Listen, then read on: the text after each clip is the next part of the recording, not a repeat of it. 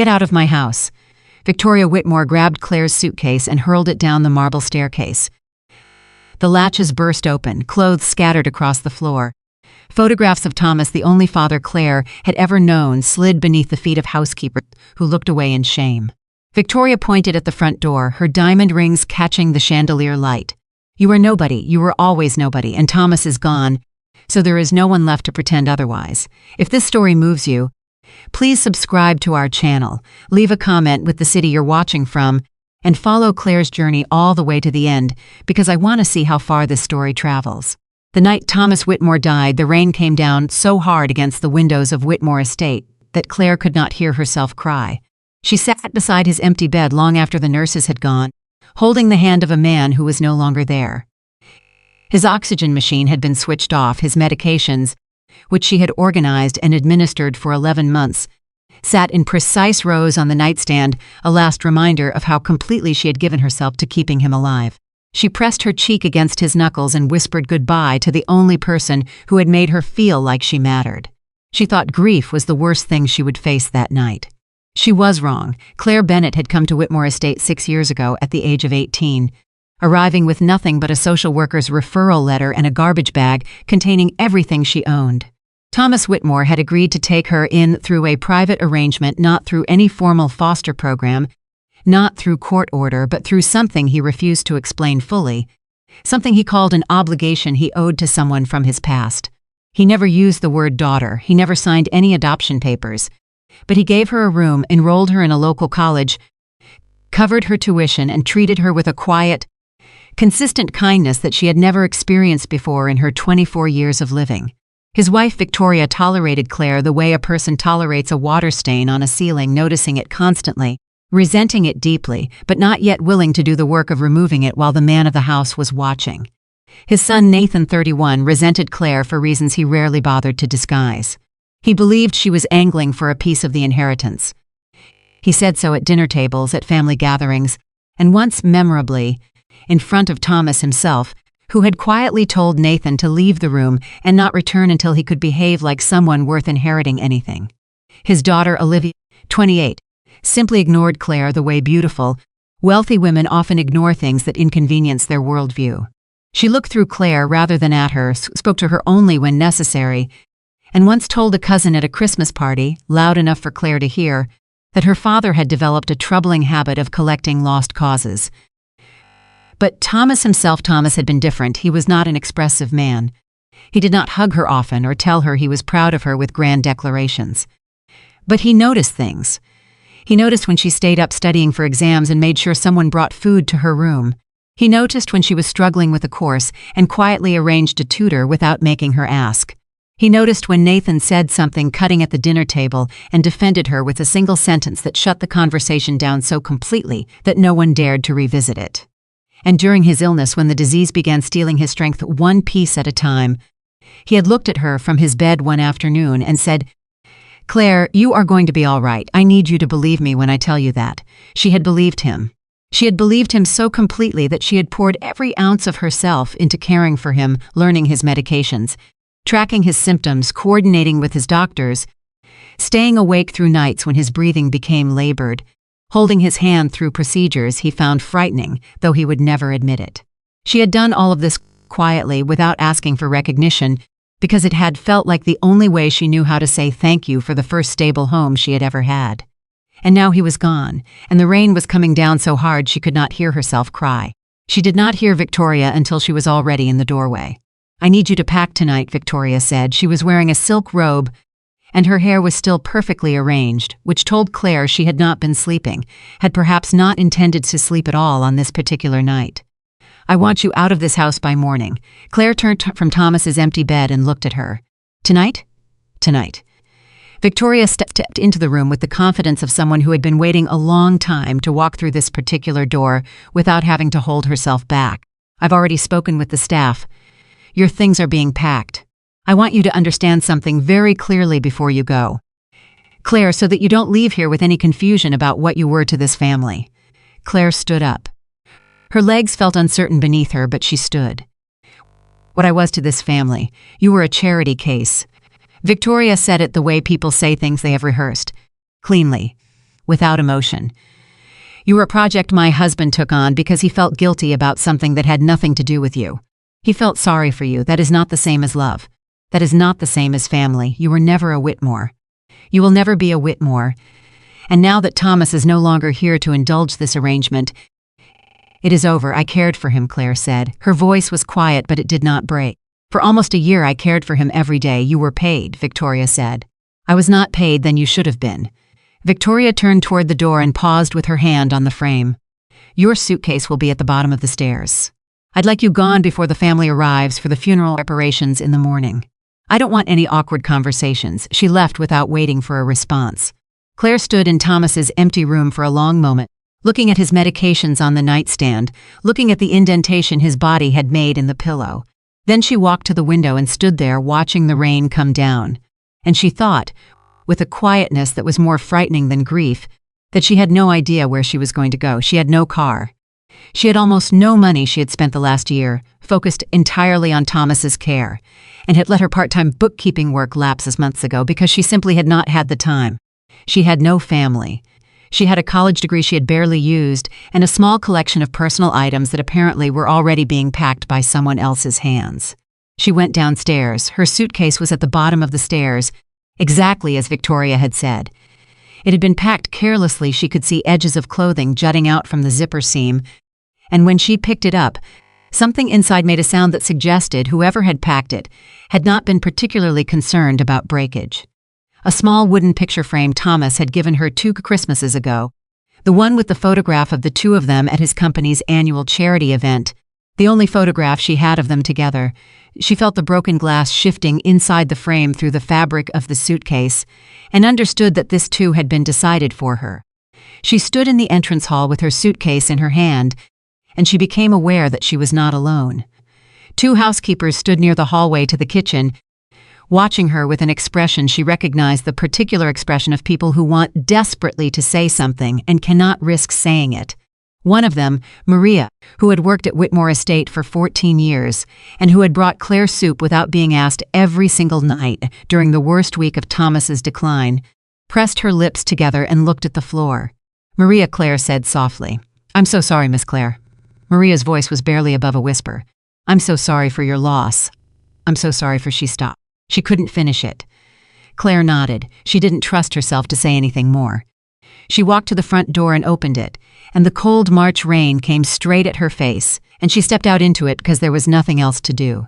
She made it to the end of the driveway, the long, winding quarter-mile driveway lined with oak trees that Thomas had planted decades before she was born, and she stopped because she realized she did not know which direction to walk.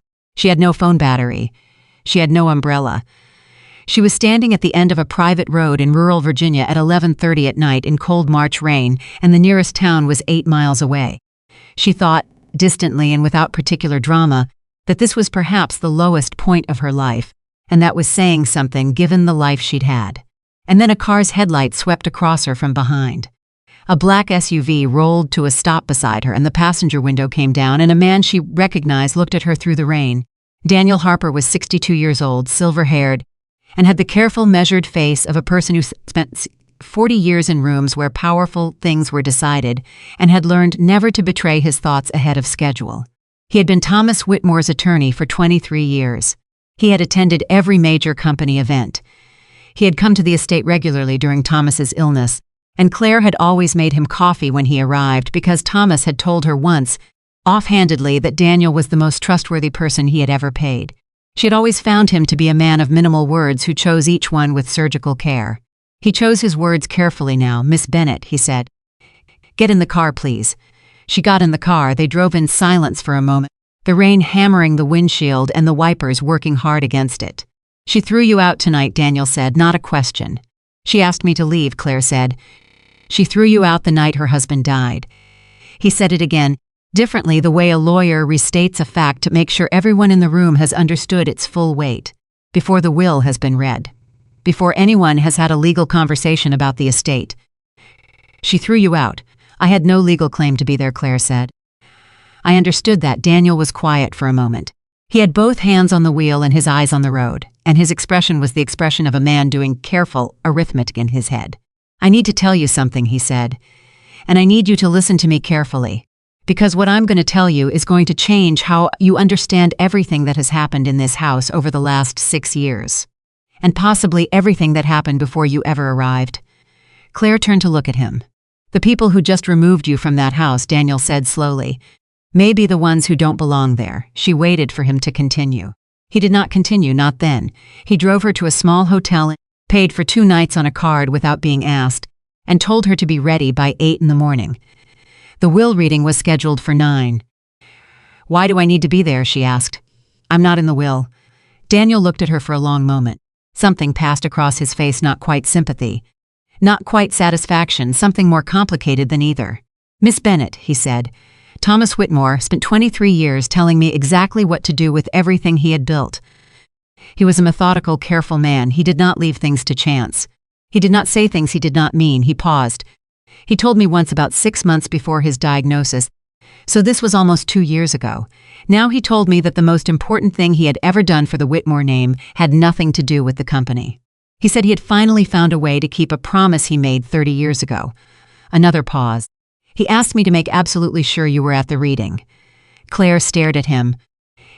He asked you to make sure I was at the reading. He made me write it into the procedural requirements, Daniel said. The reading cannot be legally commenced until you are present in the room. He held her gaze steadily. He was very specific about that. She went to the hotel. She sat on the edge of the bed in her wet clothes and looked at the wall for a long time, turning Daniel's words over in her mind, trying to understand the shape of what she didn't know. She thought about Thomas. About the way he had looked at her, sometimes not with the warmth of some form of generosity for an audience, but with something heavier, something that looked, she had sometimes thought and then dismissed the thought. Like regret, she thought about the things he had never said. He had never told her why he'd taken her in. She had asked one carefully in the early months, and he had given her a version of an answer, something about knowing her background and believing she deserved a stable environment. But even then, she had felt the incompleteness of it. The way his eyes had moved away from hers just slightly before he spoke, which was the only tell a careful man like Thomas ever allowed himself. She thought about his final weeks, when the medication had made his thinking slow, and the nights were long, and he would sometimes say things that didn't seem to connect to anything, fragments of old conversations, old places, and very clearly, in the middle of the night when she was sitting beside him and thought he was asleep, he had said a name she didn't recognize, Margaret. He said it with such specific sadness that she had reached over and taken his hand, and his hand had gripped hers back tightly, and she had not asked who Margaret was, because it had not seemed like the kind of moment that could bear a question. She thought about Margaret now. She also thought about Victoria, about the particular confidence with which Victoria had executed tonight's plan, the pre-packed suitcase, the briefed staff, the careful timing. Victoria was not a spontaneous woman.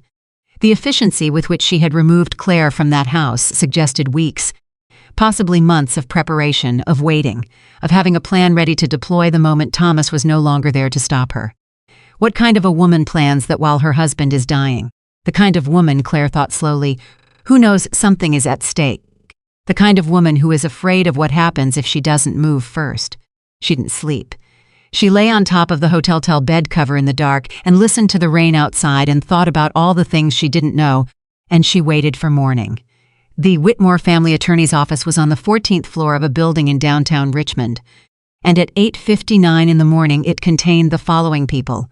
Daniel Harper, seated at the head of the long conference table with 2 associates flanking him and a sealed document in front of him. Victoria Whitmore, dressed in expensive black mourning clothes that suggested she had not spent her night in a hotel, seated at the opposite end of the table with her reading glasses already on her nose. Nathan Whitmore, 31, in a dark suit that was slightly too large for him and the expression of a man who had already decided what today's meeting would conclude. Olivia Whitmore, 28, examining her manicure with the studied boredom of someone performing composure. 3 board members from Whitmore Enterprises who had been notified to attend as witnesses, and Claire Bennett, in the clothes she had been wearing the previous night, because her suitcase had been packed, without any meaningful consideration of what she might actually need, sitting in a chair near the door that had been placed there specifically for her at Daniel's instruction. Victoria noticed Claire the moment she walked in. Her face did something complicated. Not surprise, exactly. More like someone who has prepared for a contingency and is now discovering that the contingency is actually happening. "Why is she here?" Nathan said, not to Daniel.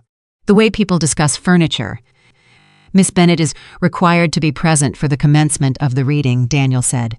He opened a folder in front of him. "This is a procedural requirement stipulated by your father prior to his death. It is non-negotiable and non-waivable. If Miss Bennett is not present, this reading does not proceed." "That's absurd," Nathan said. "It is what it is," Daniel said, which was the most plain-spoken Claire had ever heard him be. Victoria had not looked away from Claire since she walked in. Claire met her eyes across the long conference table and did not look away, and something passed between them that was not quite a conversation, but was very clearly an understanding that the two of them were both waiting to discover the same thing, and that only one of them had been waiting in terror. Daniel opened the sealed document. He read the standard preliminary language, the identification of Thomas Edward Whitmore, the declaration of sound mind at the time of the document's creation, the revocation of all prior testamentary documents, and Victoria nodded along slightly, as if conducting a piece of music she already knew, and then Daniel reached the first substantive clause, and Victoria stopped nodding. "To my wife, Victoria Ann Whitmore," Daniel read, "I bequeath the personal property of the primary Whitmore residence, including furniture, artwork, and personal effects, to be transferred within 30 days of this reading. I also bequeath a living allowance of $6,000 per month to continue for a period not to exceed 5 years or until her remarriage, whichever comes first." Victoria was very still. "That's not—" She stopped herself. Recalibrated, her voice dropped to something careful and precise. "Daniel, there must be a different document. There must be an earlier version. The one we discussed. There is only one valid testamentary document," Daniel said. He did not look up from the page. "This is it, the house," Victoria said. "The estate, the company shares bequeathed elsewhere," Daniel said, and then he turned the page. Nathan had stopped moving. Olivia had stopped examining her manicure. Both of them were watching their mother with an expression that might, in a different context, have been confused for concern, but which was actually closer to the look of passengers in a car who have just realized the driver has taken a wrong turn and are not yet certain how wrong. "The majority shares of Whitmore Enterprises," Daniel continued, "along with the Whitmore estate property and all associated real property, along with the holdings of the Whitmore Family Trust, established 1991, are bequeathed in full to the sole legitimate beneficiary of said trust." He paused, and in that pause the room became so quiet that the rain against the 14th floor windows became the loudest sound in the world. "Claire Marie Bennett," nobody moved, Daniel continued reading. "It is my intention that this bequest serve as final resolution of the obligation I undertook to Margaret Ann Whitmore, née Calloway, in the year 1990, and as recognition that Claire Marie Bennett is the rightful heir to the Whitmore family legacy, through a line of inheritance that I have, until now concealed from my surviving family members at great personal cost, for reasons I have detailed in a letter to be delivered to Miss Bennett privately following this reading." Daniel set the page down. He took off his reading glasses. He looked at Claire. Claire was looking at the table. She was not looking at Victoria or Nathan or Olivia. She was looking at the table and breathing very carefully and thinking about Margaret, about the name Thomas had said in the dark in his final weeks, about the way his hand had gripped hers. "Margaret Ann Whitmore, née Calloway Whitmore, this is fraud," Victoria said. Her voice was completely flat, not emotional. Flat in the way that things are flat when the person speaking has gone somewhere past emotion into a place that is harder and colder. "This is manufactured. Someone altered those documents. She manipulated him during his illness. She had access to him constantly. She is the only person who could have—" "Mrs. Whitmore," Daniel said. "I drafted this document personally. I witnessed it signing. It was notarized by 2 independent notaries and deposited with a third-party legal escrow service 17 months ago. Before Mr. Whitmore's diagnosis, before anyone in this room knew he was ill." The room went very quiet again. "Before the diagnosis, before anyone knew." Nathan turned and looked at Claire with an expression she had never seen on his face before. It was not the contempt she was accustomed to. It was not the dismissal. It was something rawer and less managed. Something that in a younger man on a different day might have been grief, but in Nathan Whitmore in this particular room looked almost exactly like fear. "Who is Margaret Whitmore?" he said. Daniel looked at him for a moment. "That is something your father wished to explain privately. "To Miss Bennett, who is Margaret Whitmore?" Nathan said again. Louder this time, "Nathan," Olivia said quietly, touching his arm. "Don't." He pulled away from her. He stood up. He put his hands flat on the table and looked across the room at Claire, who was still looking at the table, still breathing carefully, still trying to assemble something coherent from the pieces of a story she was only now beginning to understand were pieces at all. "Who is she to you? Who is this person he's talking about? What is this? What did you do to him? What did you convince him to—" "I didn't do anything," Claire said. Her voice came out quieter than she intended, but it came out even. It came out with a flatness of its own that surprised her and seemed to surprise Nathan too, because he stopped mid-sentence. "I sat beside him while he was dying," she said. "I gave him his medication and I held his hand and I listened when he wanted to talk and I stayed when he needed someone to stay. That is what I did. That is the whole list." She looked up from the table and looked at Nathan and did not flinch. "I didn't know about any of this. I had no idea what was in that document. I'm sitting in this room right now because Daniel Harper drove me to a hotel last night and told me I had to be here. That is the entire extent of what I knew this morning when I walked in." Nathan stared at her. Then he looked at Daniel. "Read the rest of it," he said. His voice had lost something, the aggression, the volume. He sounded, for the first time since Claire had known him, tired. Daniel picked up the document and continued reading.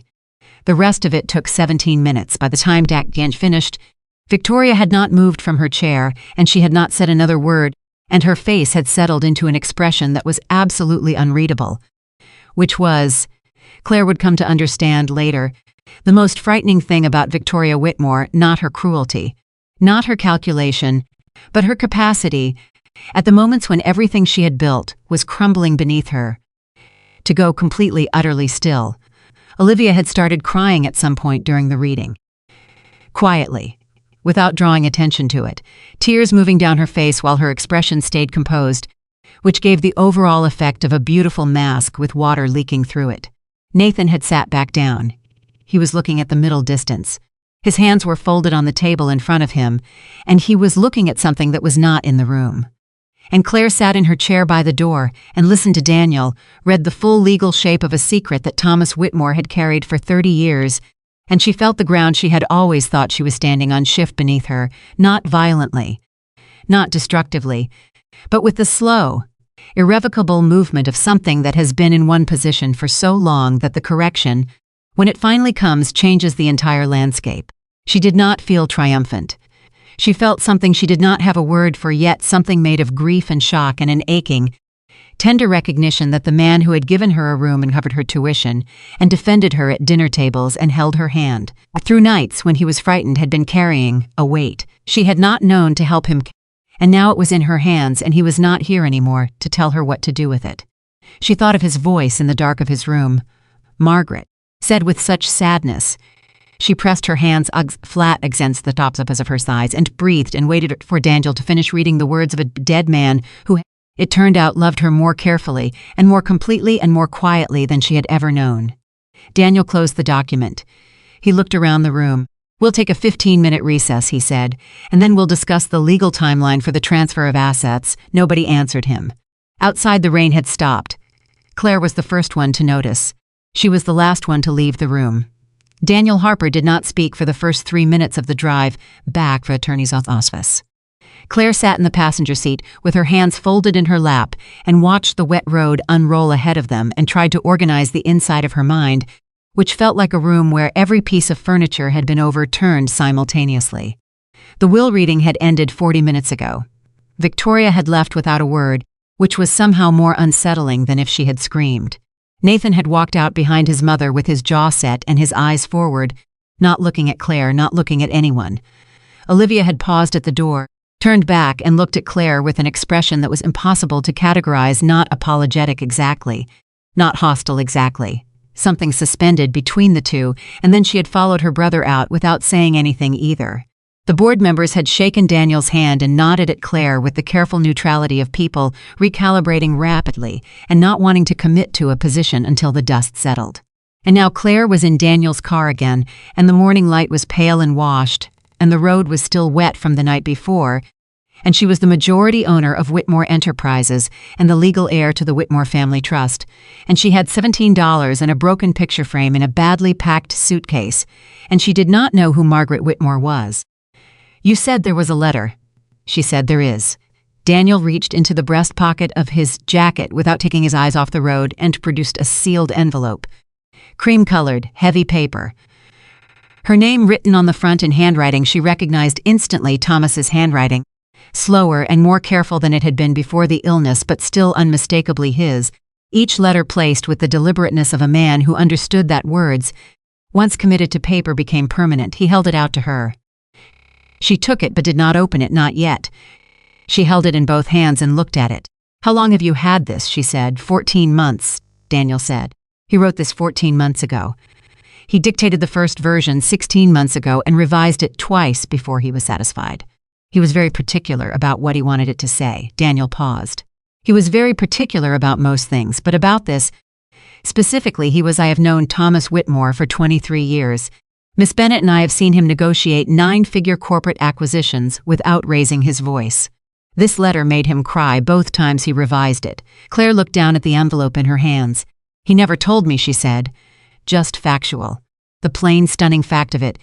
He could not." Daniel's voice was measured but not unkind. The legal structure he had built required silence. "Margaret, the woman he referenced, had conditions. The protection she sought for you required that your identity remain concealed until Thomas's death. He honored that condition for 30 years. He glanced at her briefly. Honoring it cost him considerably." Claire thought about the look on his face sometimes, that heaviness she had attributed to illness, to age, to the weight of a complicated life. She thought about the way he sometimes watched her from across a room with an expression she could never quite read and had eventually stopped trying to interpret. She thought she understood it now. "Is she alive?" Claire said. "Margaret." Daniel was quiet for a moment. "Read the letter," he said gently. "He deserves to be the one to tell you." She read it in the hotel room, sitting on the edge of the bed with the envelope open in her lap and the morning light coming through the window and no sound except the occasional car passing outside. She read it twice. The first time she read it too fast, her eyes moving ahead of her comprehension, pulling out fragments, names, dates, facts without being able to absorb their full meaning. The second time she read it slowly, sentence by sentence, and she had to stop 3 times and set the pages down and look at the ceiling and breathe before she could continue. Thomas Whitmore had been 26 years old when he met Margaret Calloway. She was 24. They had loved each other with the specific intensity of young people who believe they have not found the one thing in the world that will make everything else make sense. He had wanted to marry her. She had wanted to marry him. The obstacle was his father, the elder Whitmore, a man Thomas described in the letter with a sparse, controlled restraint that told Claire more about the damage than any elaboration could have, who had decided that Margaret Calloway, the daughter of a schoolteacher from a small town outside of Charlottesville, was not an appropriate match for a Whitmore. He had given Thomas a choice: Margaret or the family, the company, the inheritance. The name. Thomas had made the wrong choice. He had known it was the wrong choice at the moment he made it. He wrote that plainly, without self-excuse. He said he had been 26 and afraid and had not yet developed the kind of courage that certain failures teach you, and that the making of that choice had been the defining catastrophe of his life, the thing around which everything else had subsequently arranged itself. Margaret had been pregnant when he left her. He had not known. She had not told him not to punish him, but because she had understood, with a clarity he said he had never fully forgiven himself for requiring her to have, that a man who could be argued out of love by a patriarch's ultimatum was not a man who could be trusted with the knowledge that she was carrying his child. She had protected her daughter the only way she could. By keeping her hidden, he had found out 6 years later, through a mutual friend, the kind of accidental discovery that tends to arrive when guilt has been quietly building pressure for long enough to create its own weather system. He had tracked Margaret down. She had agreed to see him once. She was married by then, not happily it emerged, but legally and thoroughly, and she had a 5-year-old daughter with her first husband's surname and her mother's eyes and Thomas's specific way of holding absolutely still when she was thinking. He described meeting Claire for the first time. She had been 5 years old, and he had sat across from her in a kitchen in Charlottesville, and she had looked at him with absolute, unintimidated directness and said, "You have a sad face." He wrote, "I have never recovered from that sentence." He had made a promise to Margaret that day. He would not disrupt their lives. He would not make claims on the child or attempt to insert himself into a family that had managed, without him, to build something stable, but he would provide. Quietly, carefully, through channels that could not be traced back to him in ways that would complicate Margaret's marriage or Claire's childhood. And when the time came when Claire was old enough, when the circumstances allowed, he would find a way to do right by her. He would find a way to give her what she should have had from the beginning. He had not anticipated that the circumstances which would finally allow him to act would be his own death. He had not anticipated that he would be the one to run out of time first. Margaret had died 4 years ago. Cancer, the same disease that would eventually come for Thomas, as if grief and guilt had a preferred instrument. She had died before Thomas could fulfill the promise in the way he had always imagined, which was to tell Claire the truth himself, in person, while he was still alive, and could sit with her through the earthquake of it and help her find her footing on the other side. He had lost that chance, and so the letter existed instead. The letter and Daniel Harper, and a sealed legal document, and the specific formal machinery of inheritance law as a substitute for a conversation that should have happened years ago in a kitchen over coffee. He ended the letter this way: Claire, you told me once, when you had been living in this house for perhaps 6 months, that you had stopped believing anyone would ever stay. You said it very quietly, in the way you say most things, and I understood that you were not asking for reassurance. You were simply stating a fact about the world as you had experienced it. I want you to know that I heard you. I want you to know that finding every legal and practical means available to me to ensure that you would be protected, that you would have what you deserved, that the wrong I allowed to be done to your mother would not define your life the way it defined, was the most important thing I have ever done. I am sorry it took this form. I am sorry I was a coward for so long before I was brave enough to be your father in the only way left available to me. You are a Whitmore, Claire. You have always been a Whitmore. I am deeply, irreversibly proud of you, Thomas. She set the pages down on the bed beside her and looked at the wall for a long time.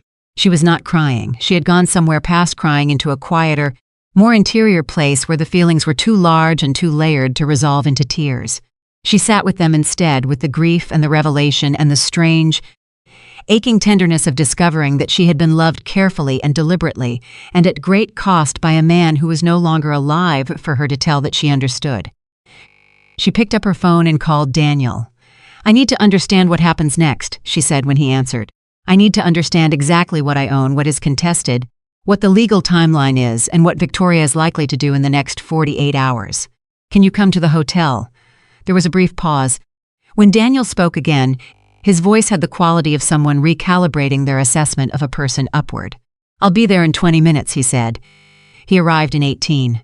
He spread documents across the small hotel desk ownership structures, company share registrations, trust documents, asset lists, and he walked her through them with the methodical care of a man who had been preparing for this briefing for 14 months. Claire sat across from him with a notepad and asked questions, and the questions were good, specific, structural, focused on risk and timeline rather than emotion, and Daniel answered them with increasing directness as he understood that she was not going to need the simplified version. The basic shape of her inheritance was this: the Whitmore Family Trust, established by Thomas's father in 1991, and restructured by Thomas in 2003, and again in 2019, held controlling interest in Whitmore Enterprises, 54% of total shares. The trust's sole beneficiary was Claire, designated under her birth name, Claire Marie Bennett, with a secondary notation of Whitmore bloodline heir. The estate property, the house, the grounds, 400 acres of Virginia land, was deeded directly to Claire through a separate transfer mechanism that had been filed and registered 17 months ago, meaning the deed had already changed hands legally before Thomas died. Victoria's name had been removed from the property title without her knowledge. She doesn't know about the deed transfer, Claire said. She does not, Daniel confirmed. She threw me out of my own house, technically. Yes. Claire was quiet for a moment. What is she going to do? Claire said. She will contest the will, Daniel said. She will claim undue influence, that you manipulated Thomas during his illness to alter his testamentary intentions. She will claim the documents are fraudulent. She will likely file for an emergency injunction to freeze the estate assets pending litigation. He folded his hands on the desk. She will do all of this within 72 hours. She has already retained counsel. She retained them 3 weeks ago. 3 weeks ago, Claire said. Before Thomas died, Daniel confirmed. The room was very quiet for a moment. She knew, Claire said. She knew what was in the will. She suspected, Daniel said carefully. Thomas's behavior in his final months, his meetings with me, certain financial movements she may have noticed gave her reason to be concerned. She did not know the specifics, but she was prepared. He paused. She is a formidable woman. I know she is, Claire said. She looked down at the documents spread across the desk and then back up at Daniel. What do I have? What can I use to defend this? Daniel reached into his briefcase and produced a second folder, thicker than the first. Thomas was not a man who left things to chance, he said. He anticipated the challenge, he anticipated it specifically, and he prepared for it thoroughly. He opened the folder. DNA evidence submitted to a licensed laboratory 18 months ago, chain of custody documented, results confirming biological relationship between Thomas Whitmore and Claire Bennett. The undue influence argument fails immediately because the trust designation predates the diagnosis by 16 months. And then he turned to the next section of the folder. There is the matter of the company accounts. What about the company accounts? Claire said. Daniel looked at her steadily. Thomas had been aware for some time, he said, that certain financial irregularities were occurring within Whitmore Enterprises. He had been building a record. He spread several pages across the desk.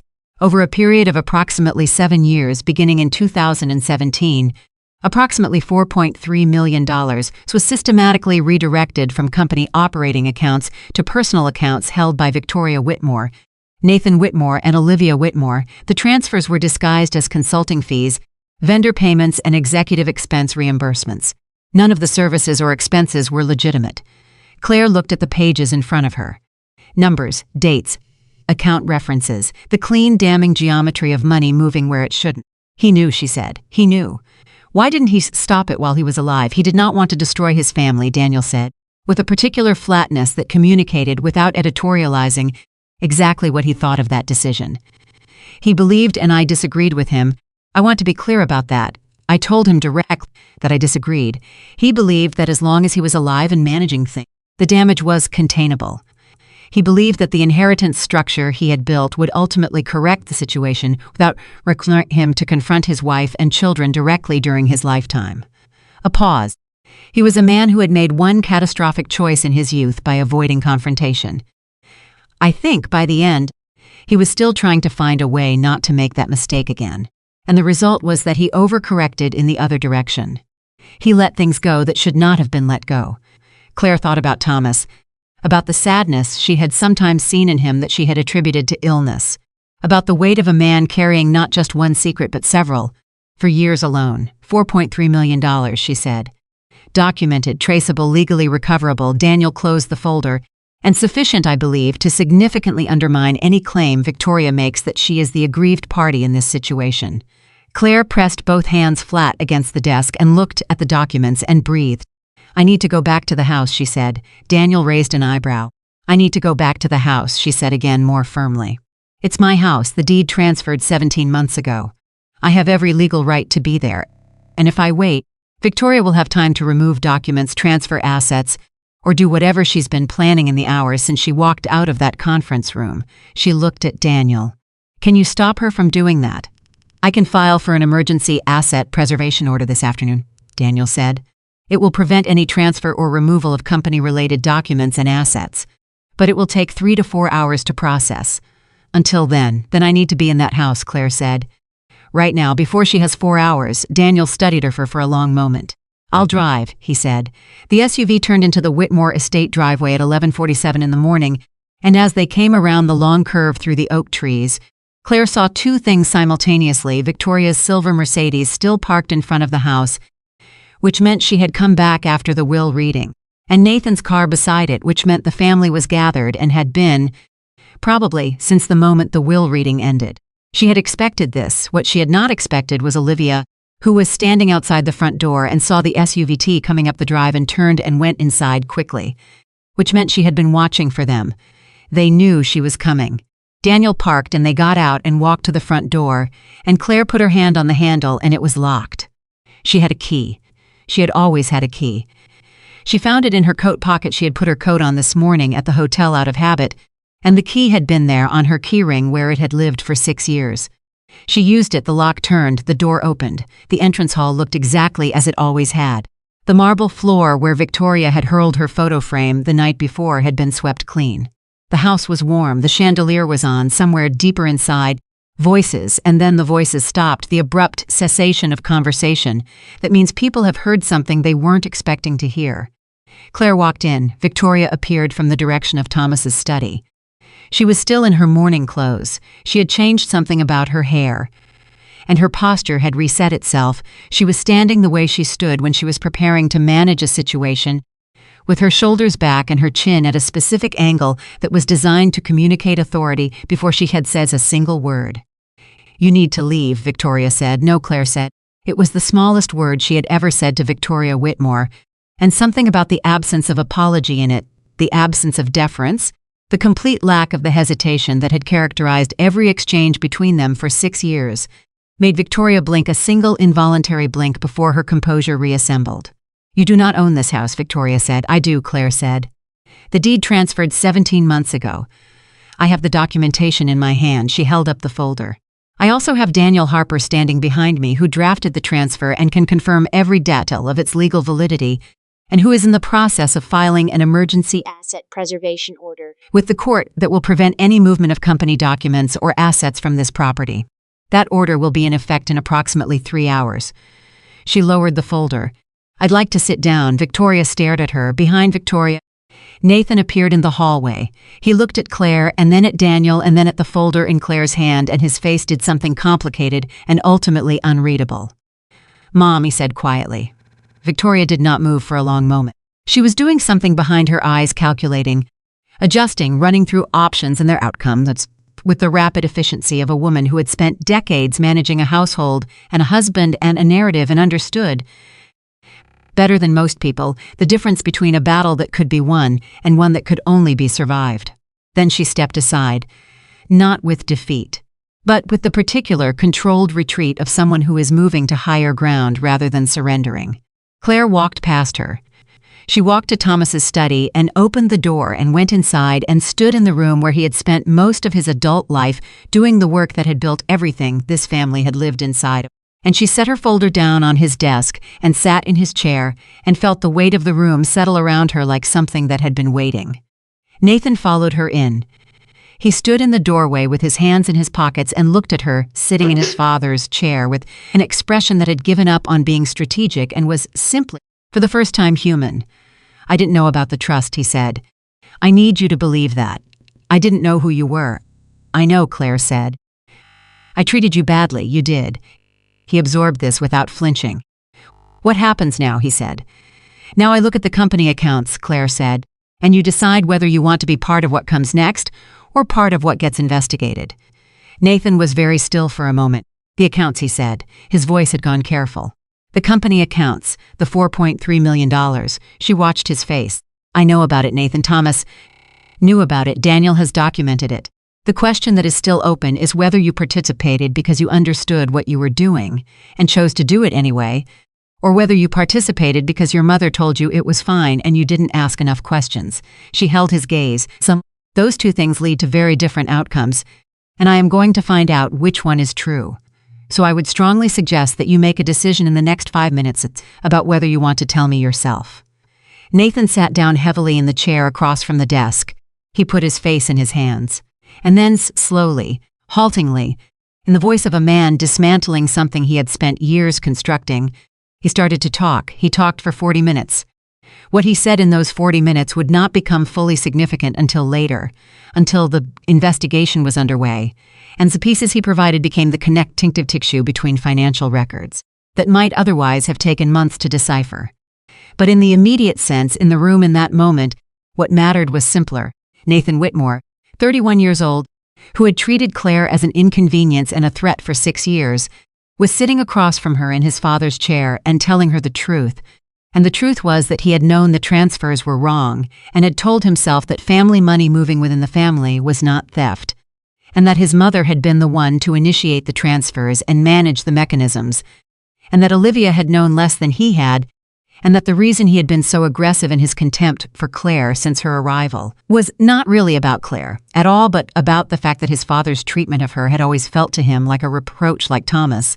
by caring for this stranger was making a statement about the inadequacy of his own children. He made you feel guilty, Claire said. He made me feel like I was replaceable, Nathan said. He looked up from his hands, his eyes were red. I know how that sounds. I know how petty that sounds against all of this. I know, it doesn't sound petty, Claire said, and she meant it. She did not forgive him in that moment. She was not in a position to forgive anyone anything. Not yet, not with the letter still unfolded in her memory and the grief still sitting in her chest like something physical. But she acknowledged what he had said, and something in the room shifted slightly, not toward reconciliation. Not yet, but toward a kind of honesty that had never existed between them before, and that was, at minimum, a foundation. Daniel appeared in the doorway while Nathan was still talking. The preservation order has been expedited, he said. We have confirmation. Nothing moves from this property or from the company accounts without court approval. He looked at Claire. We should also talk about the board. The company's board of directors has been notified of the ownership change.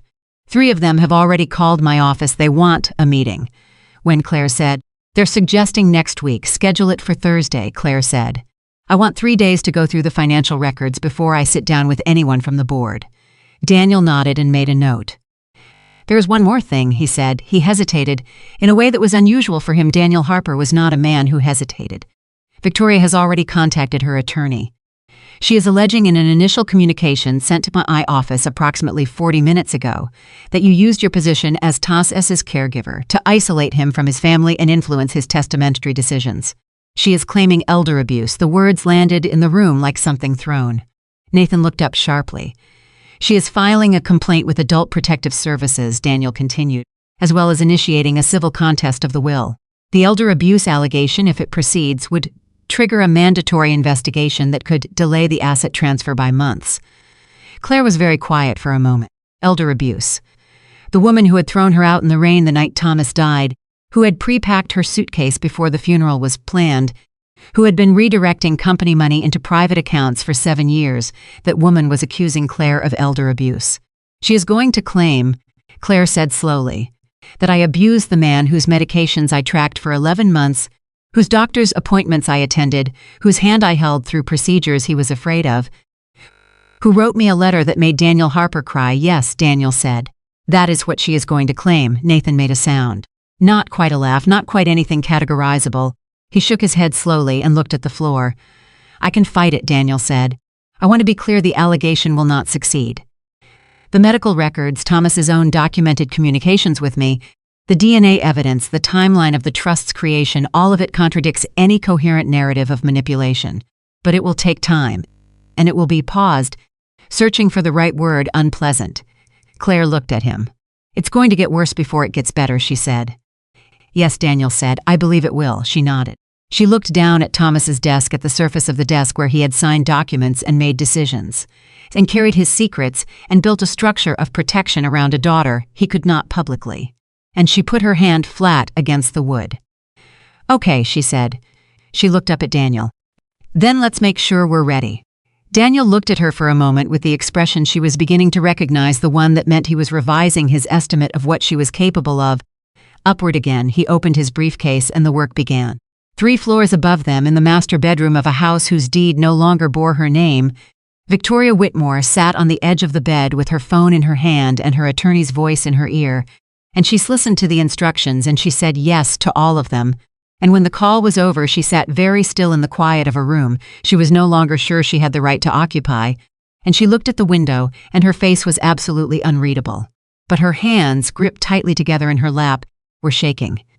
The preservation order hit Victoria's attorney's inbox at 2:17 in the afternoon, and by 2:23, Nathan's phone was ringing from a number he did not recognize, which turned out to be a journalist from the Richmond business desk, who had somehow already heard that there was a contested inheritance situation at Whitmore Enterprises, and wanted a comment before their 4 o'clock deadline.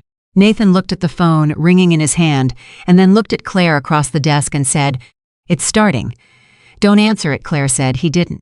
But the fact that a journalist was calling Nathan's personal cell phone within hours of the preservation order meant that someone had moved fast, had made a call, planted a seed, decided that the terrain of public opinion was worth fighting for even before the legal terrain had been mapped. Claire did not need to ask who had made that call. She already knew.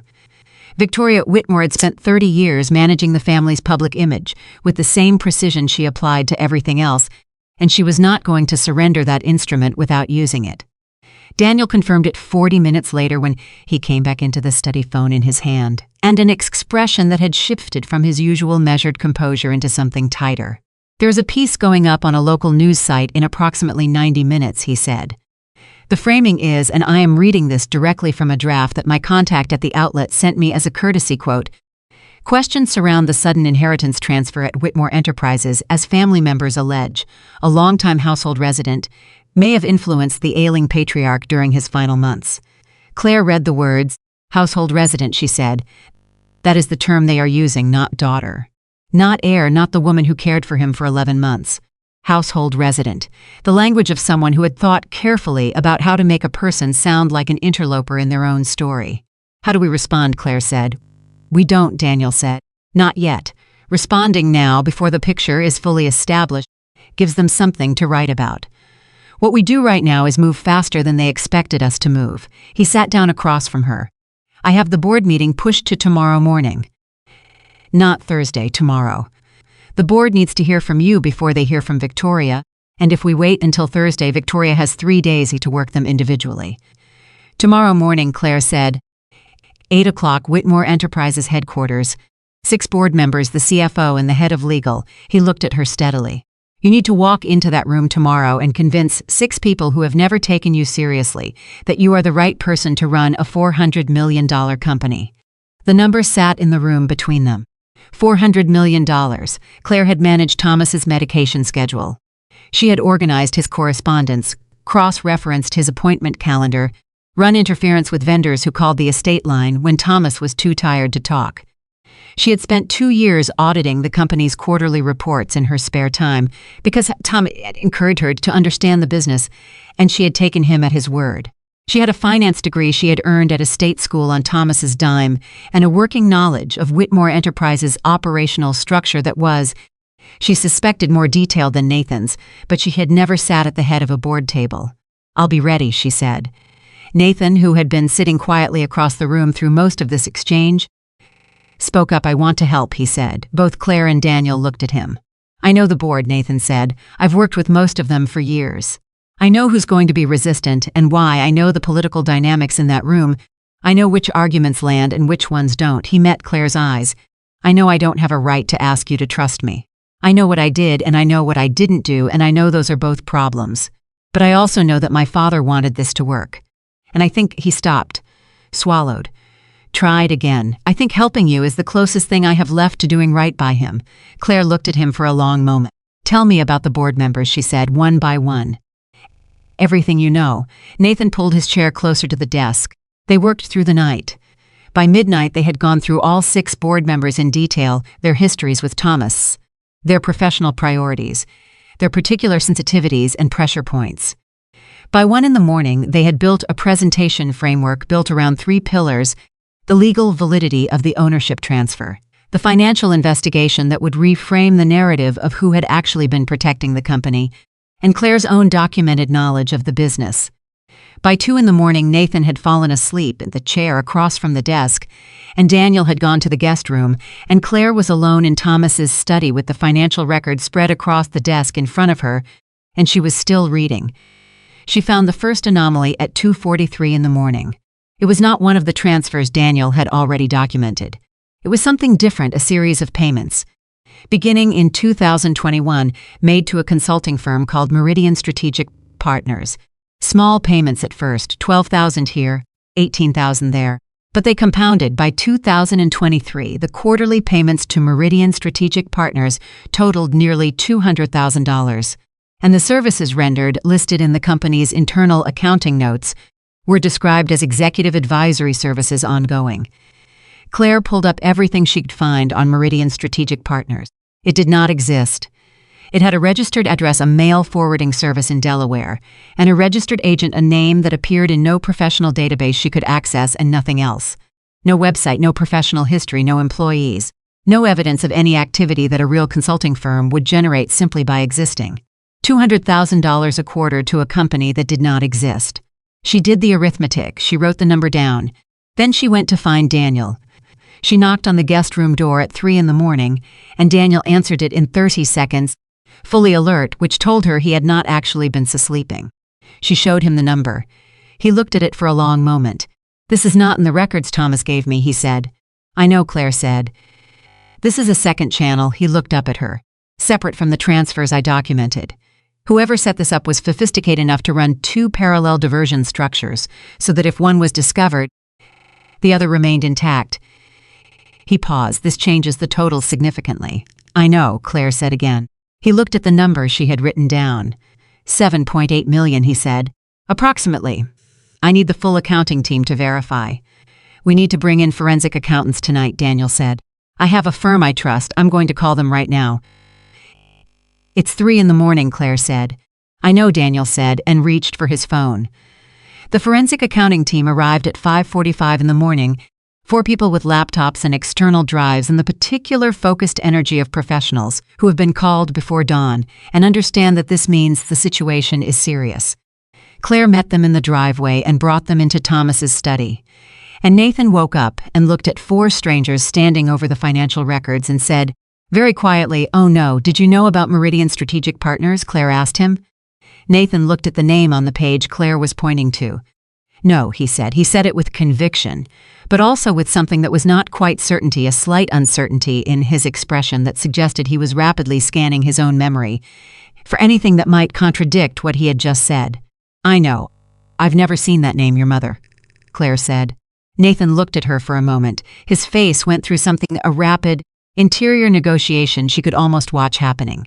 The loyalty that had always been structural, that had existed as a kind of architectural feature of who he was, coming up against the evidence spread across the desk in front of him. "I don't know," he said finally. "I genuinely don't know." Claire nodded. She believed him not because she thought Nathan was incapable of deception, but because the specific texture of his uncertainty felt real, felt like a man encountering a door he had not known was there and not knowing what was behind it. "Then let's find out," she said. She did not sleep. She stayed with the forensic team through the morning, answering questions, pulling additional files when they requested them, drinking the coffee that Maria, who had arrived at 6 for her regular shift and had immediately understood the gravity of the situation, and said nothing except to ask whether anyone needed food, had brought in steady, quiet succession. At 7:45, Daniel knocked on the study door. 40 minutes, he said. "The car is outside." Claire looked at herself in the mirror in Thomas's private bathroom and thought about what she needed to walk into that boardroom and be. Not the household resident, not the charity case, not the grief-stricken young woman who had spent the night reading financial records and had not slept and whose eyes showed it. She thought about Thomas, about what he had seen in her when he wrote those words in that letter, about the 5-year-old girl in a kitchen in Charlottesville who had looked at a man she didn't know and told him he had a sad face and had not been afraid to say so. She thought, he believed I could do this. She walked out of the bathroom and picked up her folder and went to the car.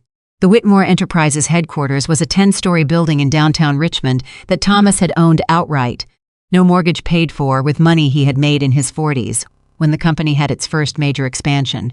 The lobby had his name on the wall in brushed steel letters.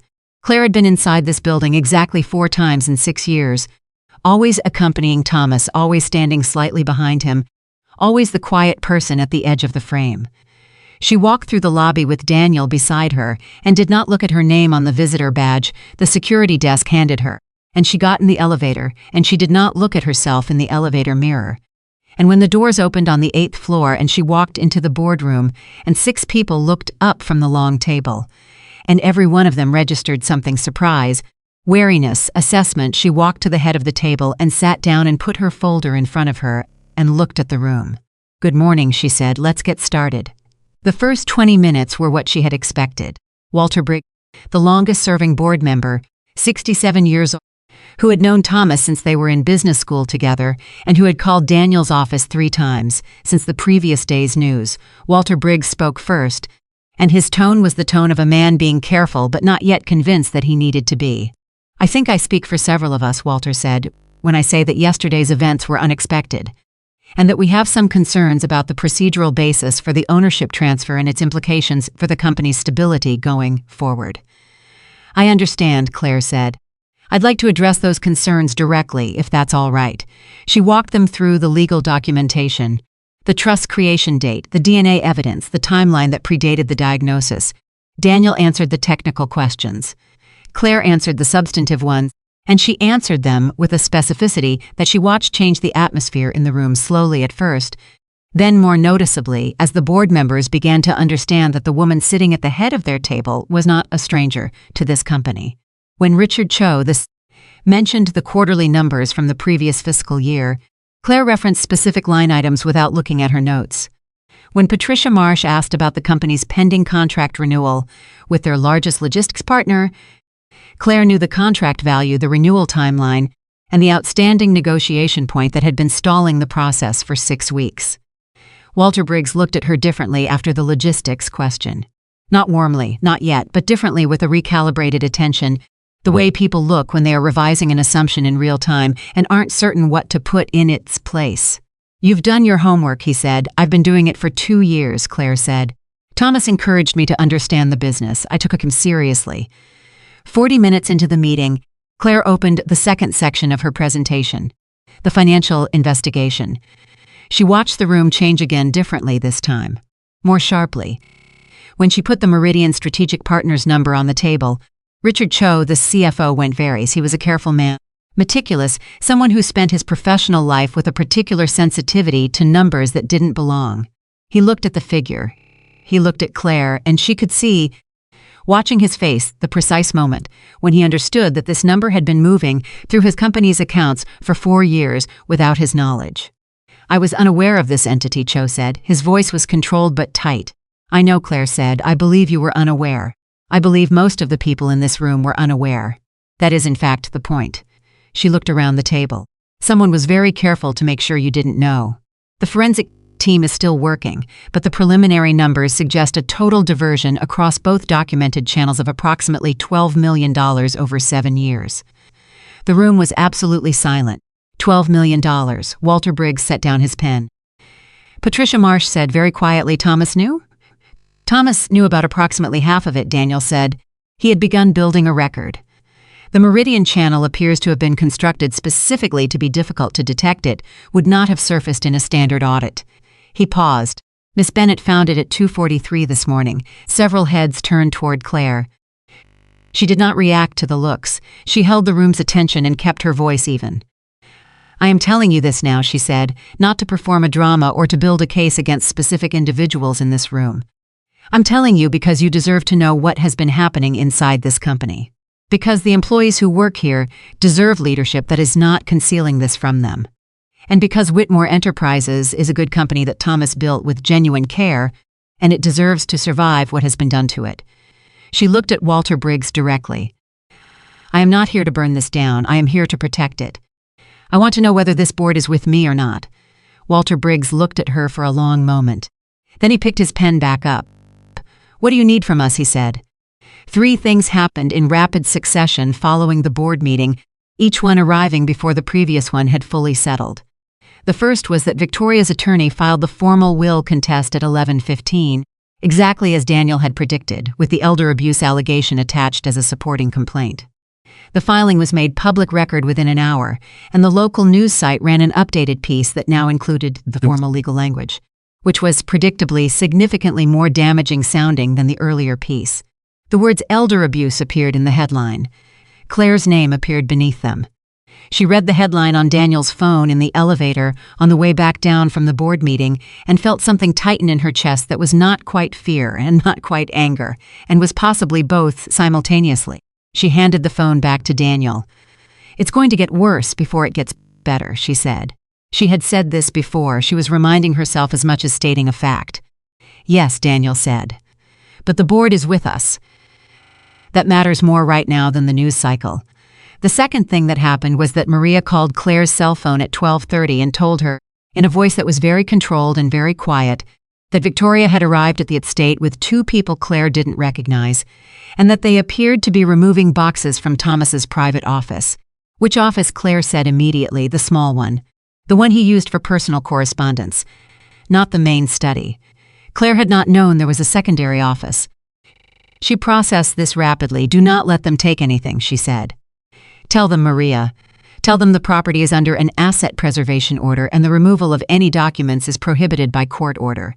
Say those exact words. Can you do that? Yes, Maria said. Yes, I can. I'm on my way. She looked at Daniel. There's a second office, she said. She's taking documents from it right now. Daniel was already on his phone, calling the court clerk's office. They drove back to the estate in 19 minutes and pulled into the driveway to find Maria standing at the front door with her arms crossed and the careful, determined posture of someone who has decided that today is the day they stop being peripheral. Behind Maria, visible through the open front door, were two men with boxes, and behind them, visible at the top of the staircase, was Victoria. Victoria saw Claire get out of the car, and her face did something that was not quite shock. She had not expected to be surprised today, had prepared for most contingencies but was close to it. She had not expected Claire to get here this fast. The preservation order covers all documents on this property, Daniel said, walking in behind Claire. He was on the phone and speaking to the court simultaneously, which gave the overall impression of a man operating on multiple tracks with complete efficiency. Any document removed from this property in the last 60 minutes needs to be returned or you are in contempt. These are personal items, Victoria said from the top of the staircase. They are not company documents. The order covers personal correspondence that may be relevant to the ongoing estate and company proceedings, Daniel said. That is a determination for the court to make, not for you to make unilaterally. These are my husband's private letters. Then they will be returned to you by the court after review if they are determined to be irrelevant. He lowered his phone slightly. Mrs. Whitmore, I want to be very clear with you about the position you are placing yourself in. You have already filed a will contest alleging fraud. You are now on the same day removing documents from a property subject to a preservation order. A judge looking at this timeline will draw a specific conclusion about your intentions. I strongly recommend you instruct your associates to put those boxes down. The two men with boxes looked at each other and then looked up at Victoria looked at Claire, and this was different from all the other looks they had exchanged, different from the conference room, different from the entrance hall the previous morning, different from the study earlier that day. This was the look of a woman who has been moving through a chess game with confidence and has arrived at a position she did not anticipate and is doing the rapid, private work of understanding how she got here. Put them down, Victoria said. The men put the boxes down. Victoria came down the stairs. She moved past Claire and Daniel without looking at either of them and walked toward the door, sopped and supped with her Fran, the same gesture. Claire realized that she had used the night she told Claire to pack. The same hand on the same frame. As if some gestures were so deeply habitual they couldn't be unlearned even when everything else had changed. You think you've won something, Victoria said. She was looking at the door, not at Claire. I don't think this is a game, Claire said. Everything is a game. Victoria's voice was flat and very tired. Thomas taught me that. He just never told me all the rules. She walked out. The boxes stayed where the men had put them.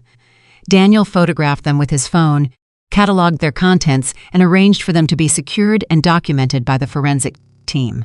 The contents, it turned out, were exactly what Victoria had said: personal correspondence. Thomas's personal correspondence. Letters spent decades organized with his characteristic precision in labeled folders.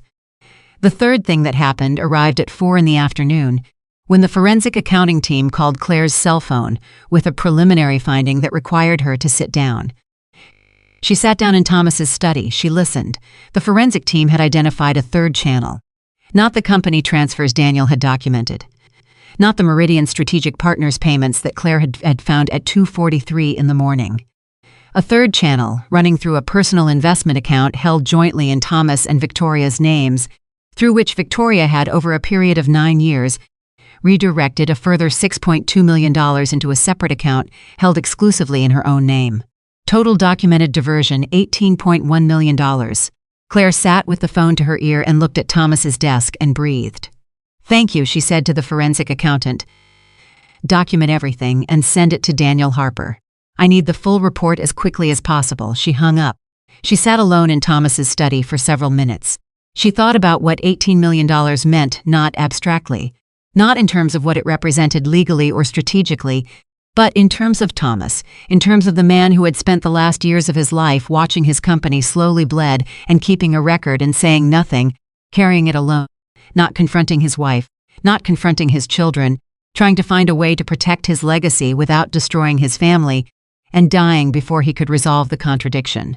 She thought about how much of his last years had been spent in that unresolvable space. She thought about his letter, about how he had said that staying was the most important thing he had ever done, about how much had been required of him quietly, invisibly, over all those years to make the kind of staying he described possible. She allowed herself, for the first time since she had read the letter, to be simply and completely furious on his behalf. Not for herself, for him. For a man who had loved badly once and spent the rest of his life trying to make it right while the people he had chosen instead slowly dismantled everything he had built. She sat with the fury for exactly 5 minutes. She looked at it clearly and felt it completely, and then she set it aside, not because it wasn't valid, but because it was not useful to her right now, and she needed everything she had to be useful. Then she called Nathan. He answered on the first ring. "How much do you know about Meridian Strategic Partners?" she said. A pause. "I told you I didn't know about it," Nathan said. "I know what you told me. I'm asking again, because the number has changed and I need to understand your level of involvement with complete accuracy before this goes any further. The total is now 18 million, Nathan, across 3 channels. This is not a civil matter anymore. This is criminal." Her voice was steady. "I am not going to prosecute you for things you didn't do. But I cannot protect you from the things you did do if I don't know what they are." A long silence. "I knew about the first channel," Nathan said. His voice had gone flat. "The company transfers. Mom told me they were intercompany relocations. I had access to the account it moved through. I signed off on 2 of the quarterly transfers because she told me it was fine and I didn't ask enough questions." A pause. "I did not know about Meridian. I did not know about any personal investment account. If there are 2 more channels, she ran them without me. Will you say that on the record?" Another silence. "Longer this time." "Yes," Nathan said. "Nathan, this is going to be hard. For your mother specifically, this is going to be very hard. Are you prepared for what comes next?" "No," Nathan said honestly. "But I'm going to do it anyway." She hung up the phone. She looked at the desk for a moment. Then she picked up her pen and wrote a list, not a long list, only 8 items, and looked at each item in turn, and thought through the sequence, and checked her thinking. And when she was satisfied that the sequence was correct and the timing was right, she stood up. She went to find Daniel. He was in the hallway, on the phone as always, and he looked up when she appeared and read something in her face that made him end his call mid-sentence. "What happened?" he said. 18 million, she said. 3 channels. Nathan is willing to cooperate. We need to talk to the district attorney's office. She held his eyes. Tonight, Daniel looked at her for a moment. "You understand what this means," he said. "Once we bring in the DA, there's no pulling back. Victoria will face criminal charges. This becomes—" "I know what it becomes," Claire said. "She accused me of abusing a dying man. She threw me out of my own house in the rain the night he died. She has spent 24 hours trying to take back what he built and what he left, using every instrument available to her, and she did it while destroying him slowly from the inside for 9 years. She held Daniel's gaze without flinching. "I know exactly what this becomes.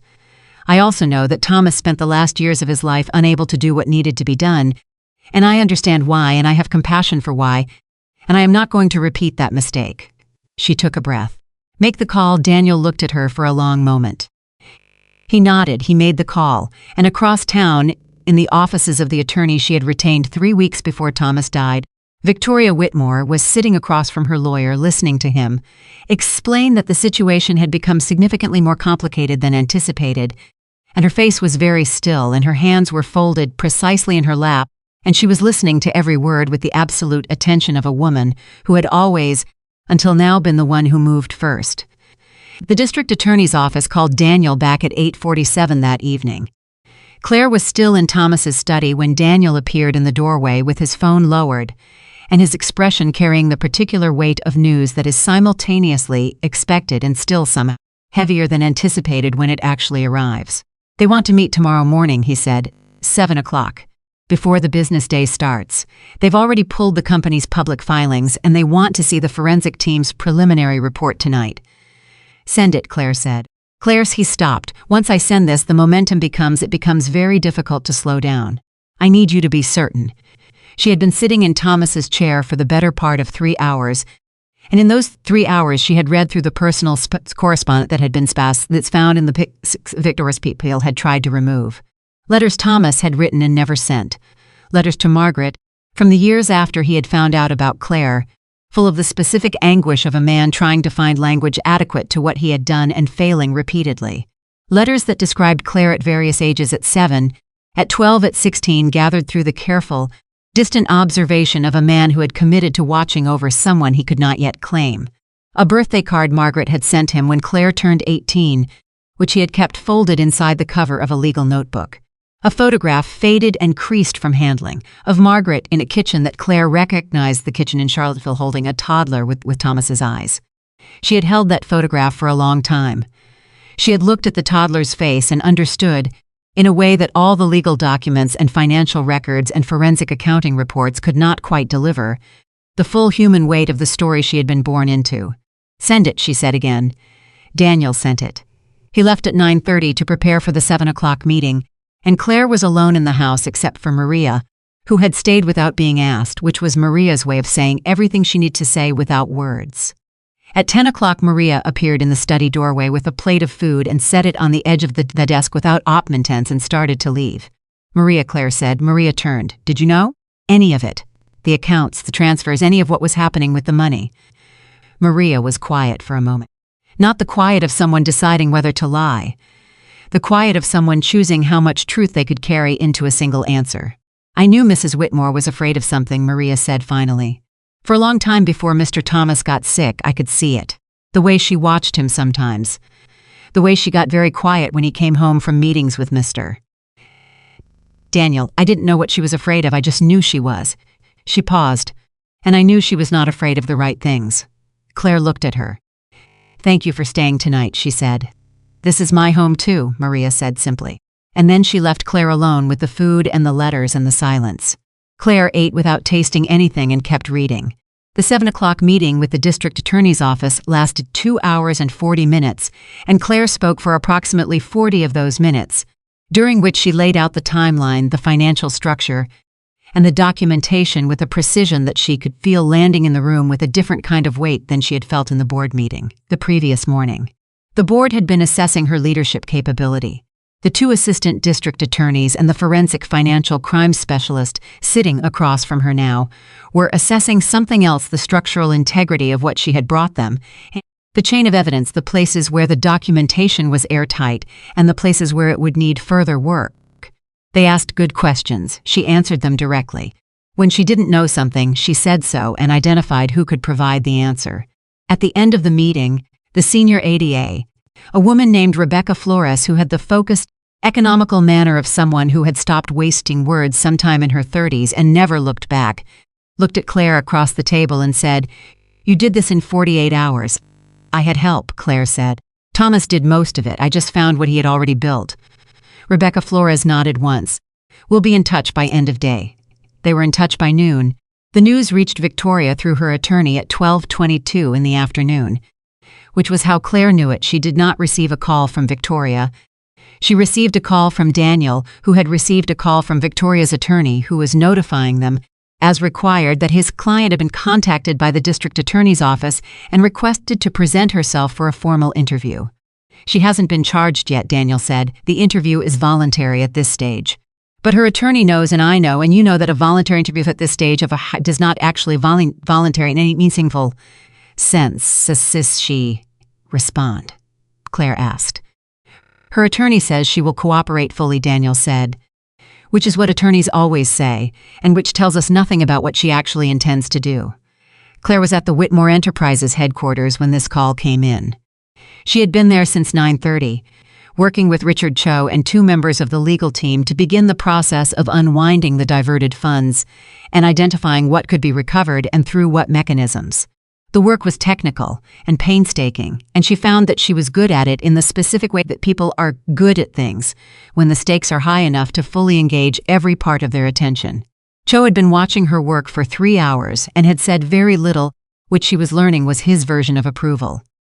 When she put the phone down after Daniel's call, Cho looked up from the spreadsheet he was reviewing. "Victoria," he said. "Her attorney says she'll cooperate," Claire said. Cho made a sound that communicated his opinion of this claim without requiring him to articulate it. "The Meridian payments," he said, returning to the spreadsheet. "I've been tracing the beneficial ownership structure on the Delaware registration. It takes 4 layers to get there, but the registered agent links back to a law firm in Tyson's Corner that Victoria has used for personal matters for at least 10 years. Claire looked at the document so she set it up herself, Claire said, or had it set up. Same result. He turned the spreadsheet to face her. The payments began 14 months after Thomas's diagnosis, which means she knew the diagnosis changed the timeline, Claire said. She knew he was going to die and she accelerated. That's what the document suggests, Cho said carefully. Claire looked at the numbers on the page. She thought about Thomas in his final months, managing his illness, preparing his legal structures, writing and revising again the letter she now knew by heart, all while watching money drain out of his company through channels he could see but had chosen not to confront. She thought about what that must have felt like, to know and to say nothing, to keep protecting people who were systematically taking everything he had built. She felt the anger again, controlled it and set it aside again. How much of the Meridian payments are recoverable, she asked. Potentially all of it, Cho said. The account it moved to is still active. If the court freezes it before Victoria has time to move the funds, we recover the full amount. What do we need for the freeze? The DA's office files the motion, Cho said. If they move today, Claire was already on the phone with Daniel. He moved that afternoon. The court froze the account at 3:58 in the afternoon, 17 minutes before Victoria's attorney placed a call to the holding institution that would have initiated a wire transfer. Daniel told Claire this timeline with the flat precision of someone reporting a fact and allowing her to draw her own conclusion about how close it had been. She drew her conclusion. She sat with it for a moment. Then she moved on to the next thing on her list. The next thing on her list was Olivia. Olivia had been, in the 48 hours since the will reading, the most invisible she had ever been. She had not appeared at the estate. She had not called Nathan, who had told Claire this, with a mix of concern and something that might have been relief. She had not appeared in any of the attorney communications. She had simply receded, which was, Claire had come to understand, Olivia's primary coping mechanism. When things became difficult, Olivia found a way to be elsewhere. Claire called her directly at 4:30 in the afternoon. Olivia answered after 6 rings, which meant she had considered not answering, and then decided that the alternative was probably worse. Claire, her voice had none of its usual composure. She sounded younger than 28. She sounded like someone who had been alone in a room with her own thoughts for 2 days and had not enjoyed the company. I need to talk to you about your level of involvement, Claire said. She kept her voice even, not in an accusatory way. I need to understand what you knew and when you knew it, because what comes next is going to move quickly and I want to make sure you're not blindsided. A long pause. I knew about the company transfers, Olivia said. Her voice was careful. Very careful, the careful of someone choosing each word as if it might detonate. Mom told me they were fine. She said Dad had restructured things for tax purposes and the transfers were part of that. I knew the explanation didn't quite, I knew it wasn't completely right. But I didn't ask. Another pause. I chose not to ask. Did you benefit from the money? Claire said. Some of it probably went toward yes. She stopped. Some of the money she gave me for yes. I don't know the full picture. I didn't want to know the full picture, Olivia. Claire waited for a moment. I'm going to ask you to do the same thing I asked Nathan to do. I need you to tell the DA's office the truth, what you knew, what you chose not to know, and what you received. The truth is the only thing that positions you on the right side of this. A very long silence. What is she going to? What happens to Mom? Olivia said. Claire did not answer immediately. She thought about how to say the next thing with honesty and without cruelty. Your mother made choices over a long period of time that were harmful and deliberate, Claire said. The legal process is going to determine what the consequences are. That's not in my hands. It's not in your hands. The only thing in your hands right now is what you do with the truth you have. She heard Olivia breathing on the other end of the line. She's my mother, Olivia said. I know, Claire said. I can't. Olivia's voice cracked slightly and then recovered. She did everything for us. She spent our whole lives making sure we had everything.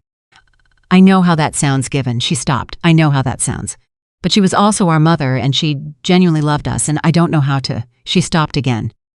You don't have to reconcile all of that right now, Claire said. You just have to tell the truth. Another silence. Okay, Olivia said very quietly. Okay. What happened next unfolded over the following week with the accelerating, slightly vertiginous pace of legal processes that have achieved sufficient momentum to move faster than the people caught inside them. Victoria presented herself for the DA interview on Thursday. Her attorney accompanied her. She answered questions for 4 hours. What she said in those 4 hours would not become fully public for months, but its impact was visible within 24 hours in the behavior of her attorney, who called Daniel twice on Friday with language that had shifted significantly from its previous confident register towards something more carefully transactional. On Friday afternoon, the elder abuse complaint was withdrawn. Daniel called Claire with this news while she was in a meeting with the Whitmore Enterprises legal team reviewing the asset recovery framework, and she excused herself and stepped into the hallway and listened to him say the words, and then stood very still for a moment. She withdrew it, Claire said. Her attorney withdrew it on her behalf, Daniel said, with a notation that the complaint was filed in error during a period of emotional distress following the death of her husband. He paused. I want you to understand what this means strategically. It means they have assessed the strength of the criminal case and determined that maintaining the elder abuse allegation, which was always thin, is now a liability rather than an asset. It means they are recalibrating. They're going to offer a deal, Claire said. I believe so, Daniel said, yes. She went back into the meeting. She did not tell the legal team what had just happened.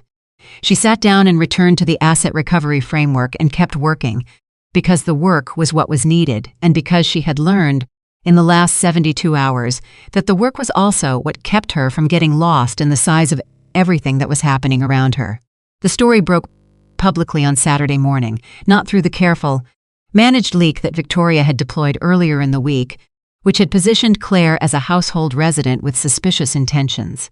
This version came through a different channel, a financial publication that had received a tip about the forensic investigation at Whitmore Enterprises and had spent 48 hours verifying it. The piece was detailed and sourced and accurate, and it did not use the phrase household resident anywhere. It used the phrase sole heir. It used the phrase biological daughter. It described the $18 million in diverted funds with the specific, numbered precision that financial journalism does best, and that is, for the people named in such pieces, the most devastating kind of coverage, because there is no emotional register to argue against. Claire read the piece on her phone at 6 a.m, sitting in Thomas's study with a cup of coffee Maria had left outside the door. Her phone began ringing at 6:08. The first call was from a board member. The second was from a business journalist who had gotten her number through a connection she had not authorized. The third was from a woman who identified herself as a producer at a national news program and who wanted to know if Claire would be willing to sit for an interview. She declined the journalist and the producer. She took the board member's call. By noon, she had received 47 media inquiries, 11 messages from Whitmore Enterprises employees who had seen the story and wanted her to know they were grateful that someone was finally dealing with what they had suspected for years, and one text message from a number she didn't recognize that said only, "I'm sorry, I should have been braver sooner. I know that doesn't fix anything. Olivia." She held the phone and looked at the message for a moment. Then she typed back, "It helps. Thank you," she meant it. Nathan came to the estate that afternoon. He had been there twice since the will reading, both times for practical reason, reviewing documents, answering questions from the forensic team. This time he came without an announced reason, and she found him standing in the entrance hall looking at the space where the photograph Victoria had hurled had been. The frame had been removed. The wall was bare. "I'd like to replace it," he said when he heard her come in. He turned. He looked tired in a way that had settled into the bone, the kind of tired that doesn't resolve with sleep. "The photograph, I'd like to, if you still have it, or if you have another, I'd like to put something back up." Claire looked at the bare wall. "I have the photograph," she said. "The frame is broken, but I have it." "I'll get a new frame," he said. They stood there for a moment looking at the bare wall together. "The DA is going to charge her," Nathan said, not a question. He had spoken with his own attorney by now and knew the shape of what was coming. "Yes," Claire said, "I think so. How did she justify it to herself? Do you think he wasn't asking for an answer exactly? He was doing the thing people do when they are trying to understand something about someone they love, and finding that the understanding keeps sliding out of reach."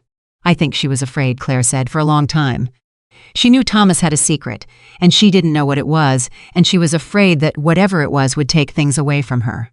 And instead of confronting the fear, she started taking things herself." Preemptively, she paused. "That's not a justification. But I think that's the shape of it." Nathan was quiet for a moment. "She should have asked him," he said. "Yes," Claire said. "She should have, and he should have told her." "Yes," Claire said. He should have done that too. Nathan looked at the bare wall. There's a lot of should have in this family, he said. There is, Claire agreed.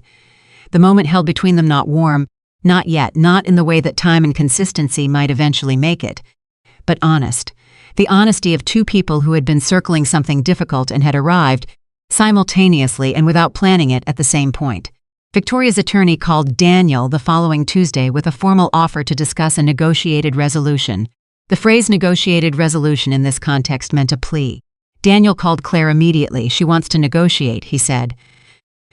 What does she want? No prison time. She's 61. Her attorney will argue age, health, the complexity of the financial structures, the fact that her cooperation has been partial, a pause. In exchange, she's offering full asset recovery cooperation, a formal withdrawal of all challenges to the will and the estate transfer, and a public statement acknowledging the legitimacy of your inheritance. Claire sat with this for a moment. What does the DA's office say? Rebecca Flores says they can make a case for prison time, Daniel said. The evidence is strong, but she also says that a negotiated resolution that guarantees full asset recovery and eliminates the will contest is not a bad outcome. She's willing to go either direction. This is your decision. It was her decision. She sat with the weight of it for a long moment. She thought about what it would mean to push for the maximum outcome. She thought about Nathan, about Olivia's text message. She thought about Thomas's letter, about what he had been unwilling to do during his lifetime, about the choice she was now being asked to make about the woman he had chosen instead of Margaret. She thought about what she actually wanted. She did not want Victoria in prison. She was surprised to discover this with such clarity, but when she sat with it honestly, it was true. What she wanted was the company protected, the diverted money recovered, the false accusations permanently withdrawn, the truth publicly acknowledged, a structure in which what had happened could not happen again. These things were achievable through a negotiated resolution. Prison would deliver a different kind of justice, and it was real justice. What Victoria had done warranted it, but it was not the outcome that repaired anything. I have conditions, she told Daniel. She listed them. They were specific.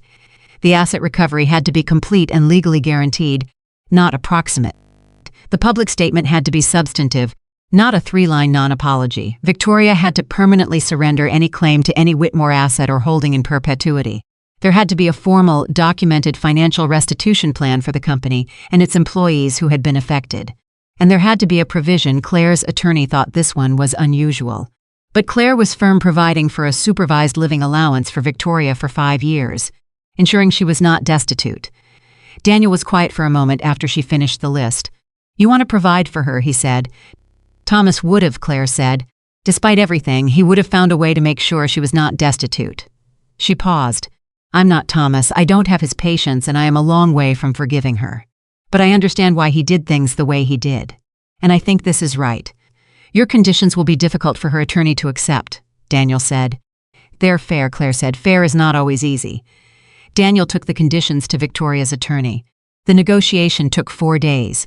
It was not smooth. There were 2 moments when Victoria's attorney communicated that his client was prepared to let it go to trial rather than accept specific conditions, and both times Claire did not move, and both times, after a period of silence that lasted approximately 48 hours each time, Victoria's attorney came back to the table. On the 5th day, the agreement was signed. Claire was in the Whitmore Enterprises conference room when Daniel brought her the signed document. She read it from beginning to end. She did not read it quickly. She read every clause with the attention it deserved, and when she reached the final page and saw Victoria's signature, the precise, controlled signature of a woman who had spent a lifetime managing her presentation and had, even here, managed it, she sat very still for a moment. It was over. Not cleanly, not completely. There would be legal processes and financial mechanisms and months of recovery work ahead. But the central conflict, the will contest and the criminal threat and the false allegations, was resolved. The company was safe. The money was on its way back. The truth was on the record. She signed her own name beneath Victoria's. She put the pen down. She thought of Thomas in the dark of his room saying Margaret with that specific sadness. And she thought, it's done. I've done it. It's done. Daniel was watching her. How do you feel, he said, which was the most personal thing he had ever asked her. She thought about it honestly before she answered. Like something ended, she said, and I'm not sure yet what's started. Daniel nodded. He seemed to understand this. Thomas Whitmore began. I know, she said quietly. She stood up. She picked up the signed agreement and the folder and her phone, and she walked to the door and paused with her hand on the frame and realized, with a start, that she was doing exactly what Victoria had done, pausing at the door in exactly that way, and she understood for the first time that certain gestures belong to houses rather than to people, that they get absorbed into the walls and passed along to whoever stands in the same spot next. She stepped through without finishing the thought. In the hallway, Maria was waiting with 2 cups of coffee, one for Claire and one for Daniel, and she handed them over without ceremony and turned to go back toward the kitchen. "Maria," Claire said. Maria turned. "I'm raising your salary," Claire said. "Starting this month, for you and for the 3 other staff members who have been here more than 5 years. I also want to set up a benefits review for the entire household staff. I'll need your help understanding what the current structure looks like." Maria looked at her for a moment with an expression that was trying very hard not to be emotional and was not fully succeeding. "Yes, Miss Claire," she said. "Just Claire," Claire said. Maria smiled a small, genuine smile and went back to the kitchen. Claire stood in the hallway with her coffee and looked at the bare wall in the entrance hall where the photograph had been, and she thought about the new frame Nathan had said he would get, and she thought about the toddler in the faded photograph with Thomas's eyes, and she thought about a man who had kept a birthday card in the cover of a legal notebook for 20 years, and she thought, "I know who I am now, I know where I come from, and I know what I'm going to do with it." She drank her coffee. She went back to work. The first morning that Claire sat at the head of the Whitmore Enterprise, a conference table as it's confirmed, legally uncontested majority owner and chief executive, Richard Cho slid a single sheet of paper across the table to her before anyone else had arrived and said, "I want you to see this before the meeting starts." She picked it up. It was a summary of the company's financial position, not the diverted funds, not the forensic reconstruction, but the underlying business itself, the $400 million entity that Thomas had built over 4 decades and that had continued operating through all of it, through the illness and the legal chaos and the forensic investigation, because the people who actually ran it day to day had kept showing up. The numbers were strong, stronger than she had expected. "The core business is healthy," Cho said. He sat down across from her. "Whatever was taken out over 7 years, the fundamentals were never touched. Thomas built something that could absorb that level of damage and still be standing." He paused. "That's not an accident, that's architecture." Claire looked at the numbers. "He protected it," she said. "He spent 40 years protecting it," Cho said. "Even at the end, even when he knew what was happening and said nothing, he was still making decisions that kept the structure sound. He was thinking about who would inherit it." Cho looked at her directly. "He was thinking about you, he just couldn't say so." Claire set the paper down on the table and pressed it flat with her palm. She thought about Thomas. She thought about architecture. She thought about a man who had spent 4 decades building something he could not openly say was for her, and who had built it well enough to survive everything that had happened to it, because he had always known that it needed to last long enough for her to receive it. The board members arrived at 8 o'clock. The meeting lasted 3 hours and 20 minutes and covered 5 major agenda items: the asset recovery timeline, the forensic audit completion schedule, the Meridian Strategic Partners civil recovery action, the company's external communication strategy, and the item that generated the most sustained and substantive conversation, the leadership structure going forward. Walter Briggs raised it directly, which Claire had expected, because Walter Briggs was a man who did not let important things stay implicit when they could be made explicit. "You've demonstrated, in the last 10 days, a level of competence and composure that I want to be honest with you about I did not expect," he said. He said it without apology, which she appreciated. But running a company is different from surviving a crisis. A crisis has a shape, it has a beginning and a middle and an end. Running a company it's continuous. It's Thursday afternoon when nothing is on fire, and you still have to make 17 decisions. None of which are dramatic, all of which matter. He looked at her steadily. "I want to know whether you intend to actually run this company or whether you intend to install leadership and step back." The room was very quiet. Claire looked at him. "I intend to run it," she said. "Not because I think I know everything I don't, and I'm going to need experienced people around me who will tell me when I'm wrong. But Thomas spent years making sure I understood this business. He didn't do that so I could hand it to someone else." She held Walter's eyes. "I will need 6 months to get fully up to speed. I want your honest assessment every month during that period. If at the end of 6 months the board has a legitimate concern about my performance, I will hear it, but I am not stepping back." Walter held her gaze for a long moment. Then he nodded. Fair enough, he said. The meeting ended at 11:20. As the board members filed out, Walter Briggs paused beside her chair and said, very quiet, just her. Thomas told me once, about 2 years before he died, that the best decision he had ever made for this company was one he hadn't been able to announce yet. He straightened his jacket. I didn't understand what he meant at the time. He left without saying anything else. She sat alone in the conference room for a moment after everyone had gone, and she felt something settle in her chest, not peace. Exactly, not yet. But the beginning of the feeling that comes when a person finally occupies the space they were always supposed to occupy, and the shape of it, for the first time, fits. 3 weeks after the agreement was signed, the public statement appeared. Victoria's attorney had negotiated hard on the language, and the negotiation had been, as Daniel had predicted, not smooth. There had been 3 drafts. Claire had rejected the first 2. The first was too vague, offering carefully constructed non-language that technically fulfilled the obligation while communicating nothing. The second was more specific but buried the key acknowledgments in the 4th paragraph beneath language that emphasized Victoria's grief and Thomas's complex personal history. Claire's response to the second draft was a single sentence, delivered through Daniel. The acknowledgement goes in the first paragraph, or we return to the DA's office. The third draft opened with the acknowledgement. Victoria Whitmore publicly acknowledged the validity of Thomas Whitmore's testamentary documents, the legitimacy of Claire Bennett's inheritance, and Claire's rightful position as majority owner and chief executive of Whitmore Enterprises. She acknowledged that the legal and financial challenges she had initiated following Thomas's death had been without merit. She did not characterize this as an apology. Her attorney had been firm on that point, but it was, as Daniel noted, functionally equivalent in every way that mattered. The statement ran in the same publication that had run the elder abuse allegation headline 3 weeks earlier. Claire read it on her phone in Thomas's study, in her study now, though she had not yet fully made the mental transition and suspected it would take some time, and she felt something she had not expected to feel, which was sadness, not for herself or Victoria. For the woman who had spent 30 years afraid of a secret she never fully understood, and who had made choices from inside that had ultimately destroyed the position she had been so afraid of losing. She set her phone down and thought about what she had said to Nathan in the entrance hall. About Victoria having been afraid of the right things, or rather not having been afraid of the right things. She thought about how fear, when it is not examined, tends to create exactly the outcome it was trying to prevent. She thought about her own fears.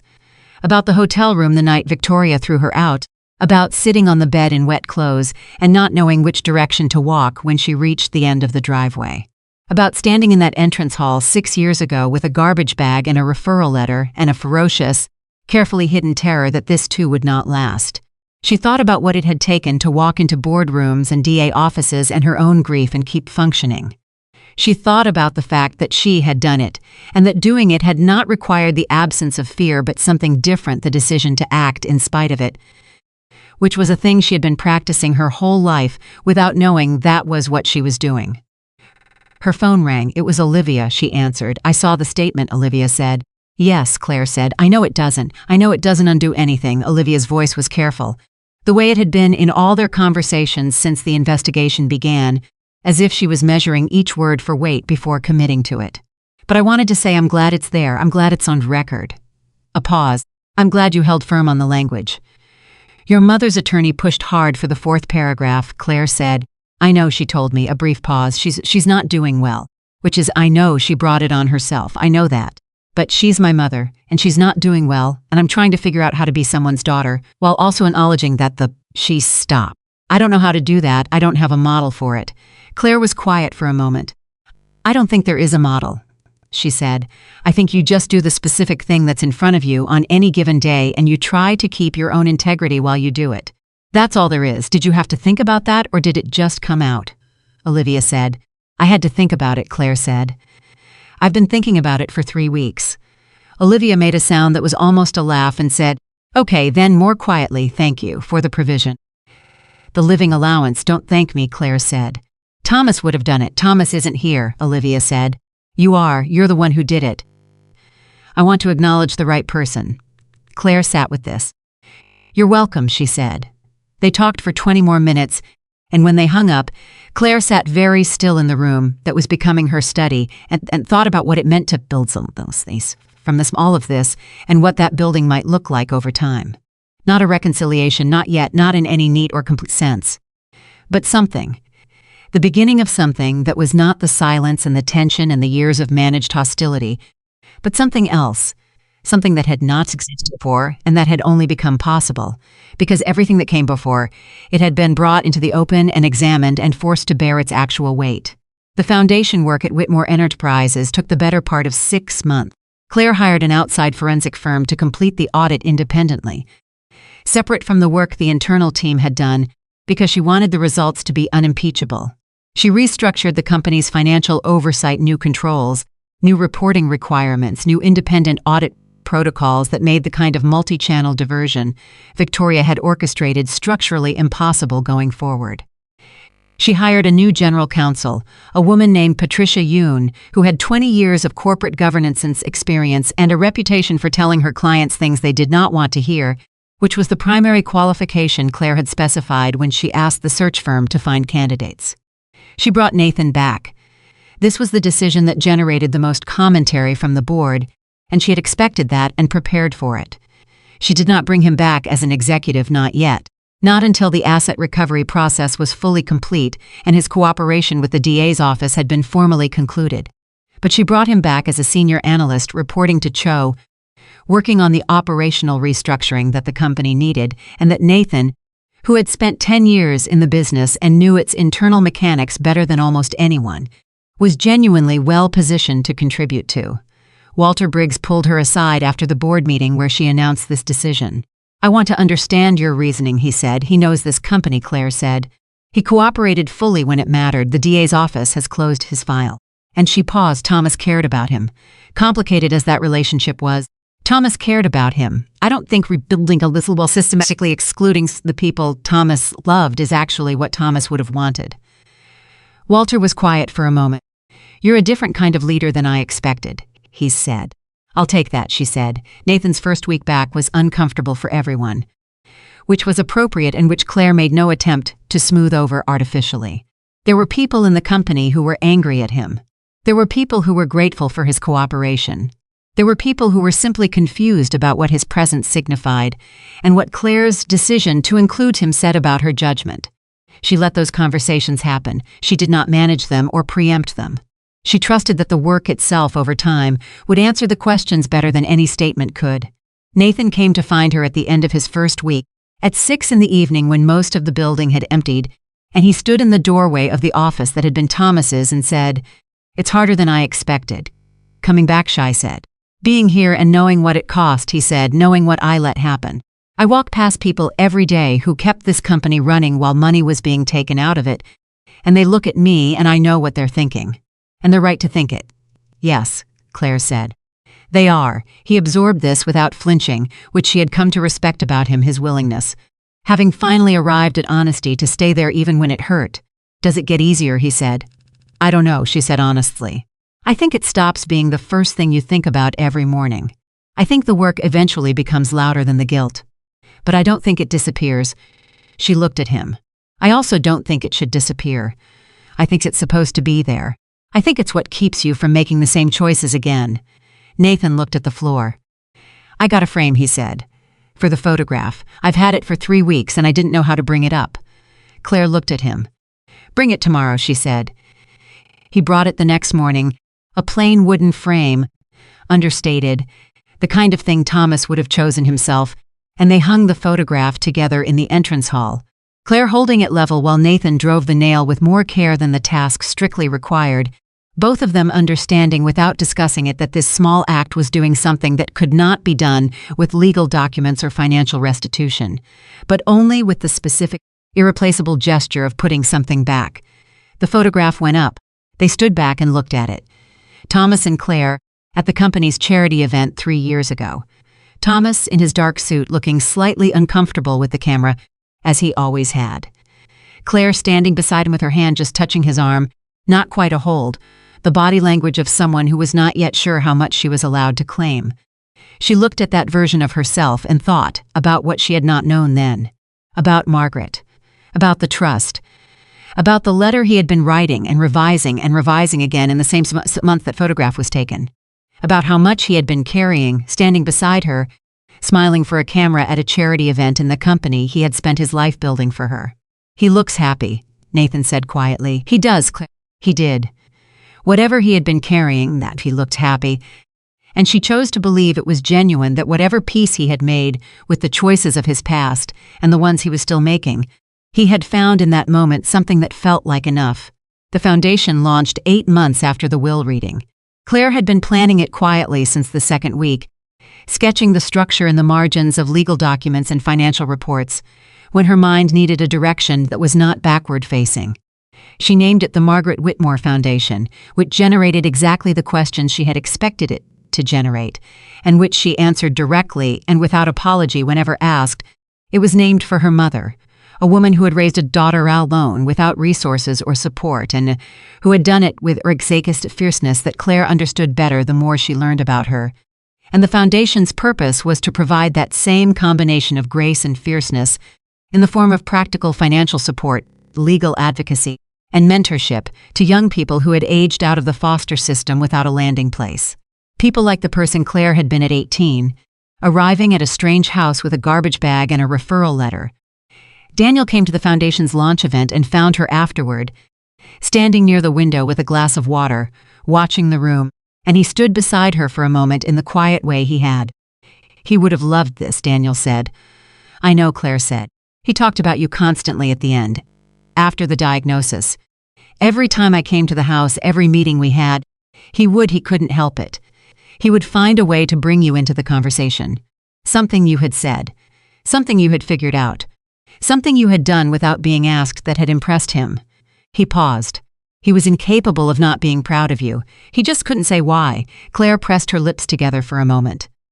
"He said it in the letter," she said. "He did," Daniel said. "It took him 16 months and 3 drafts, and it made him cry twice. But he said it."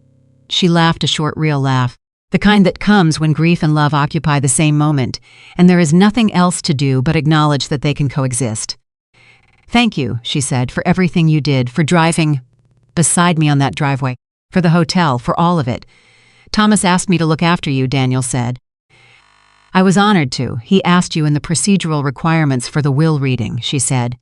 "He asked me long before that," Daniel said. "The procedural requirements were just his way of making sure I didn't have an excuse to back out." She looked at him. "How long before?" she said. Daniel smiled, a rare, complete smile, the kind she had not seen from him before. "Since you were 5 years old," he said, "and you told him he had a sad face." She stood very still for a moment. "He told you that," she said. "He told me that story 11 times over 23 years, Daniel said. Every single time with the same expression. Like he was still not quite recovered from it." She looked away, looked at the room full of people, at the foundation's name on the banner behind the podium, at the young woman near the food table who had been matched with a mentorship program last month and who was standing with the particular careful posture of someone trying very hard not to look like they need anything, which was a posture Claire recognized so completely and specifically that it was like looking at a photograph of herself. She crossed the room and went to her. The young woman's name was Dani. She was 19. She had aged out of the foster system 3 months ago and was working 2 jobs and taking online classes, and had applied to the Foundation's Emergency Housing Assistance Program, which had helped her secure a stable apartment and a small monthly stipend while she got on her feet.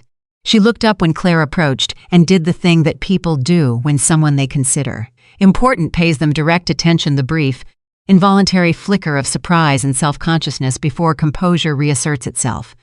"How are you doing with the apartment?" Claire asked. "It's good," Dani said. "It's really good. Yeah. It's the first time I've had a space that's, I don't know. That's actually mine." She stopped. "That probably sounds small." "It doesn't sound small at all," Claire said. "It's everything." Dani looked at her for a moment. "Can I ask you something?" she said. "Yes," Claire said. When you didn't have anything yet. Before all of this," she gestured vaguely at the room, at everything it represented. "How did you keep going? Like, how did you decide it was worth it? To keep going?" Claire looked at her for a moment.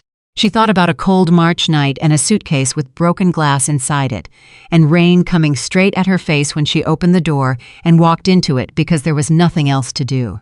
She thought about a black SUV in a hotel room and a letter that took 16 months and 3 drafts to write. She thought about a toddler in a photograph with Thomas's eyes. She thought about Maria with coffee, Nathan with a picture frame, Olivia's text, "I want to acknowledge the right person." "I had someone who stayed," she said. Even when he couldn't tell me why he was staying. Even when the staying looked like something else, she held Danny's eyes. And I held on to the fact that his staying meant something real. Even when I didn't fully understand what, that was just enough to keep going on the nights when nothing else was. She paused. This foundation exists so that the keeping going doesn't have to depend on finding the right person. So that there's something structural. Something you can reach for that isn't just luck. Danny nodded slowly. "Thank you," she said. "You don't have to thank me," Claire said. "Just do something with it." The girl smiled a real smile. The kind that people allow themselves when they have spent a long time not trusting that they're allowed. Claire smiled back. She went back to Daniel and finished her water and stayed another hour, and then drove back to the estate in the car that was now hers, to the house that was now hers through the Virginia night. And when she turned into the driveway and came around the long curve through the oak trees that Thomas had planted decades before she was born, she felt the house come into view and felt something so fundamental and so complete that it did not require a name. She parked and went inside. Maria had left the entry light on, as she always did. The entrance hall was quiet. The photograph looked back at her from the wall. Thomas and Claire. Charity event. 3 years ago. Thomas in his dark suit and Claire with her hand just touching his arm, and both of them not yet knowing everything that was coming but already, without quite understanding why, where they were supposed to be. She looked at the photograph for a moment. Then she looked at the house around her, at everything Thomas had built and protected and preserved, carried through 4 decades of choices, some wrong, some right, some both simultaneously, all of them made by a man who had been trying, imperfectly and persistently and with more love than he had ever found adequate language for, to do right by the daughter he could not yet claim. She thought about what she was building, the company, the foundation, the slow and careful construction of something that had been damaged and was being made better. She thought about Danny in the apartment that was actually hers. She thought about the young woman at 18 with the garbage bag and the referral letter. She thought about what Thomas had written at the end of the letter, the last thing he had wanted her to know: "You are a Whitmore.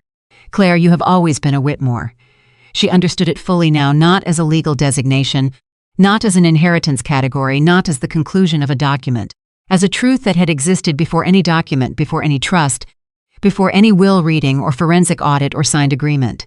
A truth that had been quietly, stubbornly, undefeatable present through all of it, waiting for the moment when the structure finally caught up to the reality.